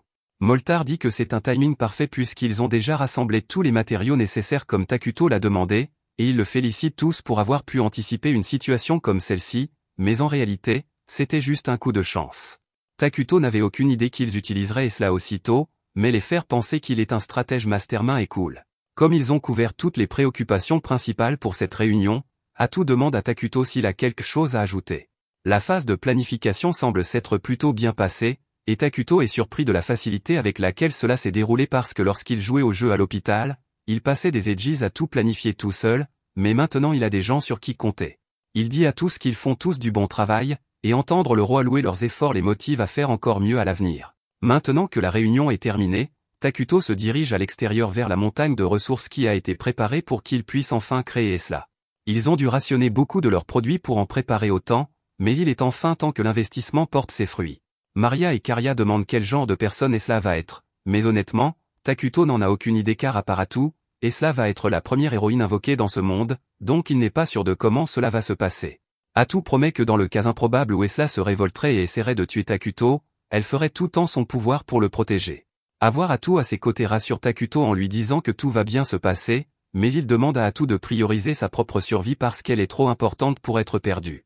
Takuto commence le processus d'invocation, et après que toutes les ressources soient consommées, un cocon se forme en plein air. Esla va en émerger d'une minute à l'autre, donc Takuto se tend en préparation, mais il s'avère qu'il s'inquiétait pour rien car à la seconde où Esla le voit, elle baisse la tête et remercie Takuto de lui avoir accordé l'opportunité de lui parler. Elle se présente comme la reine de tous les insectes et jure sa loyauté éternelle à Takuto et au royaume de Manara. Takuto est content qu'Esla soit toujours de son côté, mais pour en être sûr, il lui demande si elle se souvient de qui il est. Cela prend quelques instants, mais elle finit par le reconnaître comme étant le même Takuto qui a joué au jeu pendant toutes ces années. Elle dit qu'elle est vraiment contente de le revoir, mais avant que les choses ne deviennent trop personnelles, Atu s'interpose entre eux et demande à Esla si elle est vraiment sérieuse quant à servir Takuto ici. Esla se souvient aussi d'Atu de l'époque, et elle trouve ça mignon qu'elle essaie d'être si sérieuse, donc elle lui tapote la tête. Atu est embarrassée et dit à Esla de répondre à la question enfin, donc Esla dit qu'il n'y a personne d'autre qu'elle préférerait servir. Takuto était le seul qui ait réussi à faire ressortir son plein potentiel, donc c'est un honneur de travailler à nouveau à ses côtés, mais en parlant de travail, elle demande à Takuto s'il pourrait la mettre au courant de la situation actuelle ici puisqu'elle n'est pas sûre de ce qu'elle est censée faire. Un peu plus tard, Takuto, Atu et Esla sont de retour au palais, et il vient de finir d'expliquer la situation, donc Esla comprend qu'elle est censée agir comme leur héroïne de défense pour le moment. Cela signifie qu'Atu est libre de partir en mission sans que Manara ne soit laissée vulnérable. Cependant, même si elle sait que c'est la meilleure décision, Atu ne veut vraiment pas y aller. Depuis qu'ils sont arrivés ici, elle et Takuto ont toujours été l'un à côté de l'autre, donc c'est la première fois qu'ils vont être séparés pour une période prolongée, et ils vont beaucoup se manquer mutuellement. Le lendemain matin, Atu et l'escouade de soldats partent pour Dragontan après qu'elle ait dit au revoir à Takuto, et avec Atu officiellement parti, il est temps pour Esla de se mettre au travail. Elle dit qu'elle fera de son mieux pour s'assurer que Takuto apprécie ce jeu, mais après avoir passé la première journée avec lui, elle réalise que Takuto ne peut pas faire grand-chose par lui-même. Il est déjà midi, mais il est toujours profondément endormi sur son trône. Maria et Karia sortent et disent à Esla que Takuto fait toujours la grasse matinée jusqu'à midi, et les jours où il dort après midi, Atu vient généralement le réveiller. Esla ne pense pas que ce soit approprié, donc elle dit à Takuto qu'en tant que roi, il donne un mauvais exemple en faisant la grasse matinée si tard. Elle veut qu'il se lève plus tôt à partir de maintenant, et Takuto promet de faire de son mieux, mais Maria et Karia sont surprises de la facilité avec laquelle Esla l'a convaincue puisqu'Atu laisse généralement Takuto faire ce qu'il veut. Voir les jumelles rappelle à Esla qu'elle voulait demander une faveur à Takuto, donc elle lui dit qu'elle aimerait emprunter Maria et Karia pour la journée. Takuto n'y voit pas d'inconvénient particulier, mais il demande pourquoi elle a fait cette demande soudaine, donc Esla explique qu'elle espérait qu'elle lui fasse visiter le royaume puisqu'elle ne connaît pas encore la région. Takuto pense que c'est une bonne idée puisque cela donnera à Esla une chance de planifier correctement les défenses du royaume, donc il approuve la visite. Alors qu'ils sont sur le sujet de l'approbation des choses, Esla dit à Takuto que son peuple arrivera bientôt pour obtenir son approbation, donc il doit s'assurer de gérer cela correctement. Juste à ce moment, Emile entre dans la pièce, donc Esla et les jumelles s'excusent. Emile s'approche de Takuto et lui demande de examiner les rapports de main-d'œuvre pour la semaine, donc Takuto prend les papiers, mais il est extrêmement nerveux parce que c'est la première fois qu'il doit parler à Emile sans Atu ou les jumelles présentes. Emile remarque que Takuto ne dit rien, donc elle lui demande s'il y a quelque chose qui ne va pas avec son rapport, mais Takuto lui dit que ce n'est pas ça. Il pense que sa répartition de la main-d'œuvre est bonne, mais à partir de la semaine prochaine, il lui demande de réduire la collecte de ressources puisqu'ils n'ont pas besoin d'acquérir des ressources supplémentaires avec Esla déjà invoquée. Emile le remercie pour son retour et dit qu'elle s'y mettra tout de suite, mais Takuto est déjà épuisé par cette seule conversation. Cependant, il lui reste encore beaucoup de réunions à passer, donc cela va être une très longue journée pour lui. Pendant ce temps, Esla et les jumelles sont dehors pour leur promenade, et Esla leur demande de lui donner un aperçu de toutes les installations ici à Manara. Elle commence par lui montrer le bureau du gouvernement où toute la paperasse est classée, mais juste à ce moment, elle voit Emile marcher frénétiquement. Esla voit qu'elle est contrariée, donc elle lui demande si quelque chose ne va pas puisqu'elle a l'air terriblement occupée, donc Emile explique que GIA a brûlé tout l'équipement d'entraînement et cela perturbe son budget mensuel. Esla tapote la tête d'Emile et lui dit que tout va bien se passer. Elle offre même de réprimander Gia personnellement pour être si gaspilleur, et cela fait se sentir beaucoup mieux Émile. Un peu plus tard, elles se rendent toutes au centre d'entraînement pour attendre Gia, et à la seconde où il arrive, ils foncent à travers tous les soldats et brisent leurs épées pour leur montrer à quel point ils sont faibles. C'est exactement ce dont Émile se plaignait, donc Esla s'approche de Gia et lui demande s'il pense vraiment que casser l'équipement comme cela était nécessaire pour prouver son point. Gia commence à bafouiller des excuses puisqu'il s'excite un peu quand il s'agit d'entraînement et qu'il n'avait pas réalisé les dégâts qu'il faisait. Esla lui tapote la tête et dit que tout va bien tant qu'il réalise son erreur, mais il doit s'assurer de réfléchir soigneusement à ses actions la prochaine fois. Juste à ce moment, Esla entend une cloche sonner, donc elle demande aux jumelles ce que cela signifie, et elles expliquent que cela signifie que c'est l'heure du dîner. Elles invitent Esla à les rejoindre, donc tout le monde se rassemble sur la place principale pour manger. La nourriture est servie comme cela parce que c'est beaucoup moins gaspilleur que tout le monde dîne ensemble plutôt que de faire des repas séparés. Les elfes noirs informent Esla que si elle choisit de les rejoindre, un dîner somptueux a été préparé en son honneur. Les elfes essaient de la convaincre d'utiliser les assiettes chics puisque ce serait irrespectueux de leur part de lui permettre d'utiliser des couverts aussi basiques, mais Esla leur rappelle à tous qu'elle est l'héroïne de la défense, donc son travail est de défendre le royaume et son peuple, et pour qu'elle remplisse son devoir correctement, il est important qu'elle partage la même expérience que le peuple. Plus tard dans la nuit, Esla se promène seule en ville pour élaborer des stratégies de défense quand elle entend du bruit provenant de la maison de Maria et Caria. Elle entre pour jeter un coup d'œil et elle est surprise de voir les deux recroquevillés dans un coin et en train de pleurer. Elle leur demande ce qui ne va pas, donc elles lui disent qu'elles ont fait un rêve et maintenant elles ne peuvent pas dormir. Esla leur demande si elles aimeraient en parler, donc elles expliquent que tous les 2 soirs, elles font un rêve sur leur mère et tous les moments amusants qu'elles ont passés avec elle, mais quand elles se réveillent, elles se rappellent qu'elles ne pourront jamais la revoir, et cela les rend vraiment tristes. Cependant, ces rêves ont été beaucoup moins fréquents depuis qu'elles ont rencontré Takuto, et c'était la première fois que cela arrivait depuis longtemps, donc il n'y a pas besoin qu'Esla s'inquiète pour elle. Esla est encore un peu inquiète pour les jumelles, donc elle suggère de rester avec elles pour la nuit. De cette façon, si elle se réveille en pleurant à nouveau, elle sera là pour les réconforter, et les jumelles se sentent beaucoup mieux avec Esla à leur côté. Le lendemain matin, Esla va rencontrer Takuto pour discuter de quelque chose, et ils arrivent au consensus que construire une institution d'apprentissage serait la meilleure option pour leur prochain projet de construction. Après tout, ils ne sont pas actuellement en guerre, donc il n'y a pas besoin d'ajouter à leur défense. En parlant de guerre, Esla demande à Takuto comment va Atou à Dragontan, donc il utilise ses sens partagés pour prendre de ses nouvelles, et est un peu excité par ce qu'il voit parce qu'Atou est dans une situation très intéressante en ce moment. Des dizaines de géants foncent droit sur Atou, ce qui serait terrifiant pour n'importe qui d'autre, mais pour elle, il lui suffit d'agiter nonchalamment ses tentacules dans leur direction pour que, en un instant, chacun de ces géants soit réduit en morceaux de viande. Antique est à la fois émerveillé et terrifié par l'incroyable démonstration de puissance d'Atou, mais surtout terrifié, car c'était encore plus effrayant que l'incident du médecin. Atou voit qu'Antique a du mal à se contrôler, alors elle lui dit qu'elle peut faire une pause si elle le souhaite, car la situation sur le front est pratiquement sous contrôle, ce qu'Antique apprécie vraiment. Ensuite, Atou va s'asseoir avec Moltar, et les citoyens de Dragontan se montrent très hospitaliers envers eux, l'un d'eux apportant une boisson à Atou pour qu'elle puisse se détendre. Moltar pensait qu'il serait trop effrayé pour l'approcher après avoir vu sa véritable forme, mais il semble bien s'adapter. La raison principale en est que lorsqu'Atou a révélé sa forme pour la première fois, Pépé l'a comparée à une pieuvre, et maintenant tout le monde à Dragontan la considère comme une demi-humaine pieuvre. Elle trouve cela un peu insultant, mais il est inutile de corriger l'opinion publique maintenant, alors elle laisse faire. D'autre part, Moltar demande à Atou comment avance son projet de récolter les capacités des géants, et elle répond que tout se passe très bien. Les compétences des géants sont bien meilleures qu'elle ne le pensait, ce qui lui convient parfaitement, mais elle ne comprend pas comment ils ont pu acquérir de telles compétences. À ce moment-là, Atou sent quelque chose au loin, elle se retourne et aperçoit un géant qui s'approche de la ville. C'est un autre mystère concernant les géants, car malgré tous leurs efforts de surveillance, personne, pas même Atou ou Moltar, n'est capable de sentir la présence des géants avant qu'ils ne soient déjà tout près de la ville. Quelques instants plus tard, Antique apprend l'arrivée du géant et court prévenir Atou, mais celle-ci lui dit qu'il n'y a pas lieu de s'inquiéter, car elle peut s'en occuper seule. Elle se précipite alors sur le champ de bataille avant qu'Antique n'ait le temps de dire quoi que ce soit, et Antique s'inquiète qu'Atou agisse de manière imprudente, mais Moltar dit qu'un être aussi faible qu'un géant des collines ne pourrait jamais vaincre Atou.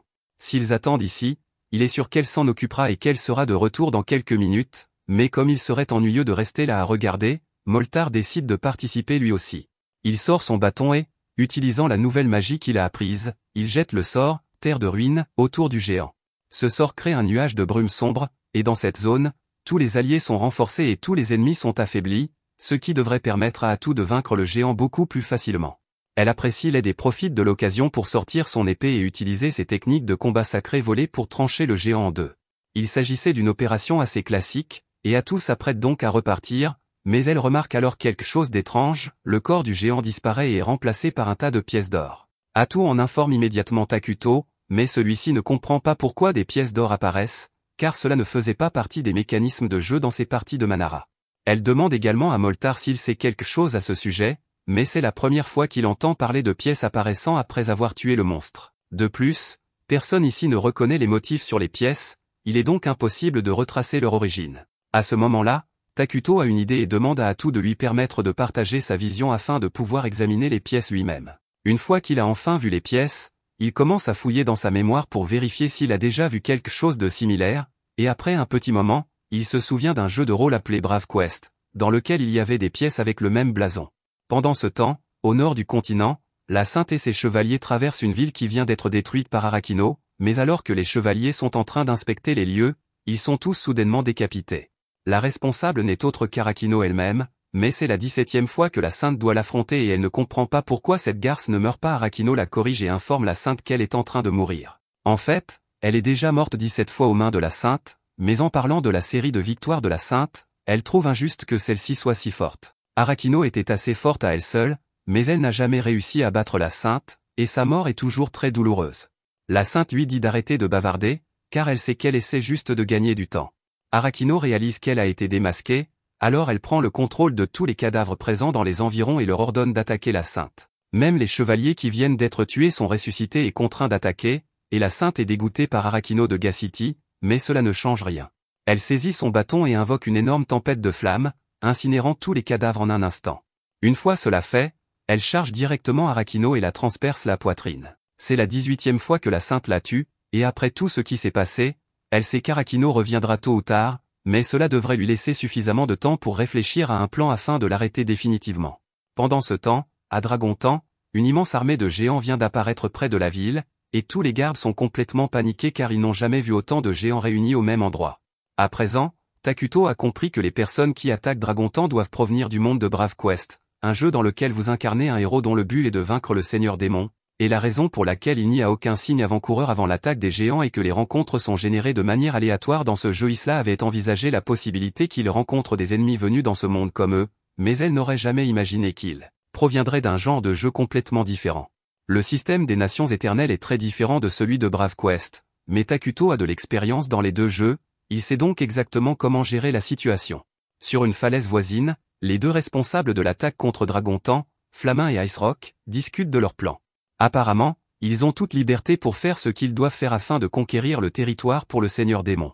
Ils ont eu de la chance, car après avoir été invoqués dans ce monde, tous les gobelins et les géants ont immédiatement rejoint leur armée démoniaque. Ils disposent donc d'un grand nombre de soldats pour conquérir ce monde. Cependant, maintenant qu'il y pense, Ice Rock se souvient qu'ils avaient pratiquement consacré leur vie à conquérir le monde de Brave Quest avant d'être envoyés ici, alors vont-ils simplement abandonner cela et se lancer à la conquête de ce nouveau monde? Il y a beaucoup à réfléchir, mais Flamin n'aime pas vraiment réfléchir, alors il dit à Ice Rock que la seule chose qui compte pour l'instant est de suivre les ordres de leur Seigneur Démon, alors il se prépare à anéantir la ville de Dragontan pour répandre le désespoir à travers le pays. Tous les monstres chargent sous les ordres d'Ice Rock, qui demande à Flamin s'il va également se joindre à la bataille, mais Flamin répond qu'il préfère rester en retrait afin qu'Ice Rock puisse avoir l'honneur de mener la bataille. Ice Rock remercie Flamin, se précipite sur le champ de bataille et, pendant son absence, Flamin prévoit de se lancer dans son objectif secondaire pour cette mission. Sur le champ de bataille, Ice Rock ordonne à toutes ses troupes de ravager la ville, mais soudain, une épaisse fumée noire descend sur la zone et tous les monstres présents commencent à s'étouffer.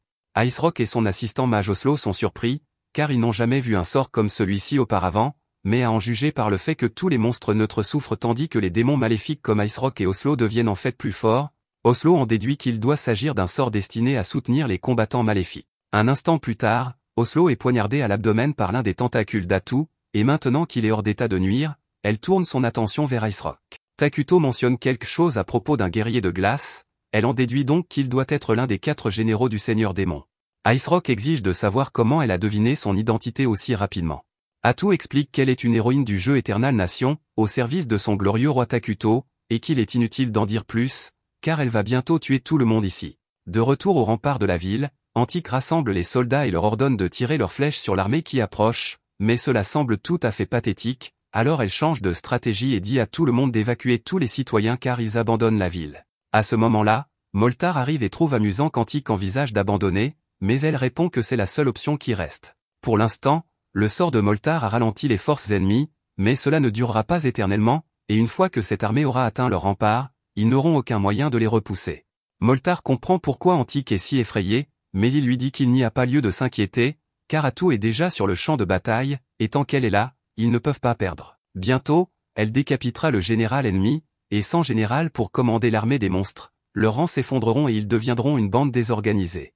À partir de là, les forces de Dragontan devraient suffire à les achever, il n'y a donc vraiment pas lieu de s'inquiéter.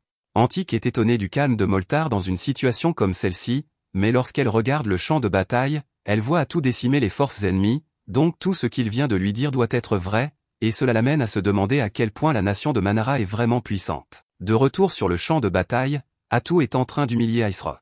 Elle court partout en esquivant toutes ses attaques et en tuant un tas de monstres en même temps. Ice Rock ne comprend pas comment Atou parvient à faire tout cela alors qu'il n'a pas encore réussi à la toucher, mais elle suit simplement le plan élaboré par Takuto. Brave Quest a été conçu avec des mécanismes de jeu de rôle, donc le système de combat ne fonctionne qu'à petite échelle. Cependant, Eternal Nation est un simulateur de civilisation, donc la portée d'attaque disponible pour des personnes comme Atou est bien plus grande que celle de n'importe qui dans Brave Quest. Ice Rock crie après Atou et exige de savoir pourquoi elle s'immisce dans son plan, car elle est clairement du côté du mal et devrait donc vouloir servir le Seigneur Démon et conquérir le monde, tout comme lui. Pour être honnête, Atou et Takuto ont déjà envisagé de conquérir le monde, mais ils ont rapidement abandonné cette idée, car cela représentait beaucoup trop de travail. Elle est déjà constamment submergée de paperasse dans la situation actuelle, alors pourquoi diable voudrait-elle gérer le monde entier? Honnêtement, Atou a perdu Ice Rock au mot « paperasse » parce qu'il ne savait même pas que cela existait, alors Atou lui a demandé comment il comptait diriger le monde une fois qu'il serait conquis. Elle plaisante ensuite en disant qu'Ice Rock doit être l'un de ces personnages de RPG auxquels personne n'a pris la peine de donner une histoire digne de ce nom. Ice Rock n'a aucune idée de ce qu'elle entend par RPG, alors Atou essaie de lui rafraîchir la mémoire et lui rappelle toutes les innombrables fois où il a dû mourir aux mains du héros du jeu. Après tout, il n'était rien de plus qu'un boss de niveau intermédiaire. Elle dit que ça doit être nul d'exister uniquement pour être vaincu, et qu'elle aimerait pouvoir dire qu'elle comprend ce qu'il ressent, mais qu'elle ne peut pas s'identifier à un loser comme lui. Et pendant qu'elle dit tout cela, elle part sans effort les attaques d'Ice Rock. Il se met en colère et déclare qu'il écrasera tous ceux qui s'opposent à son puissant roi démon, mais Atou rit et lui dit que le seul véritable souverain ici est Takuto, le roi de Manara. Atou voit qu'il prépare une attaque et pense qu'il est stupide de croire qu'il pourrait la toucher avec une attaque aussi prévisible. Cependant, lorsqu'elle essaie de s'éloigner, elle se rend compte que ses pieds ont été gelés par le givre d'Ice Rock. Elle n'était vraiment pas préparée à cela, elle est donc vulnérable lorsque la hache d'Ice Rock s'abat sur elle. Cela lui cause en fait beaucoup de dégâts, et Ice Rock est fier de lui, mais un instant plus tard, Atou se relève et le tue en un instant. Elle a honte d'avoir laissé un faible comme lui la blesser ainsi, mais sa blessure guérit presque instantanément, ce n'est donc pas grave. Quoi qu'il en soit, elle commence à se plaindre de l'injustice de l'attaque utilisée par Ice Rock. Comment est-on censé esquiver un coup qui vous immobilise à l'avance? Et lorsqu'elle examine la compétence après la lui avoir volée, elle se rend compte qu'il s'agit littéralement d'un coup garanti, et qu'elle n'aurait donc rien pu faire. Quoi qu'il en soit, il est temps pour elle de faire son rapport à Takuto, alors elle essaie de l'appeler, mais à sa grande horreur, elle se rend compte que quelque chose ne va vraiment pas, car des ennemis se sont rassemblés autour de Manara.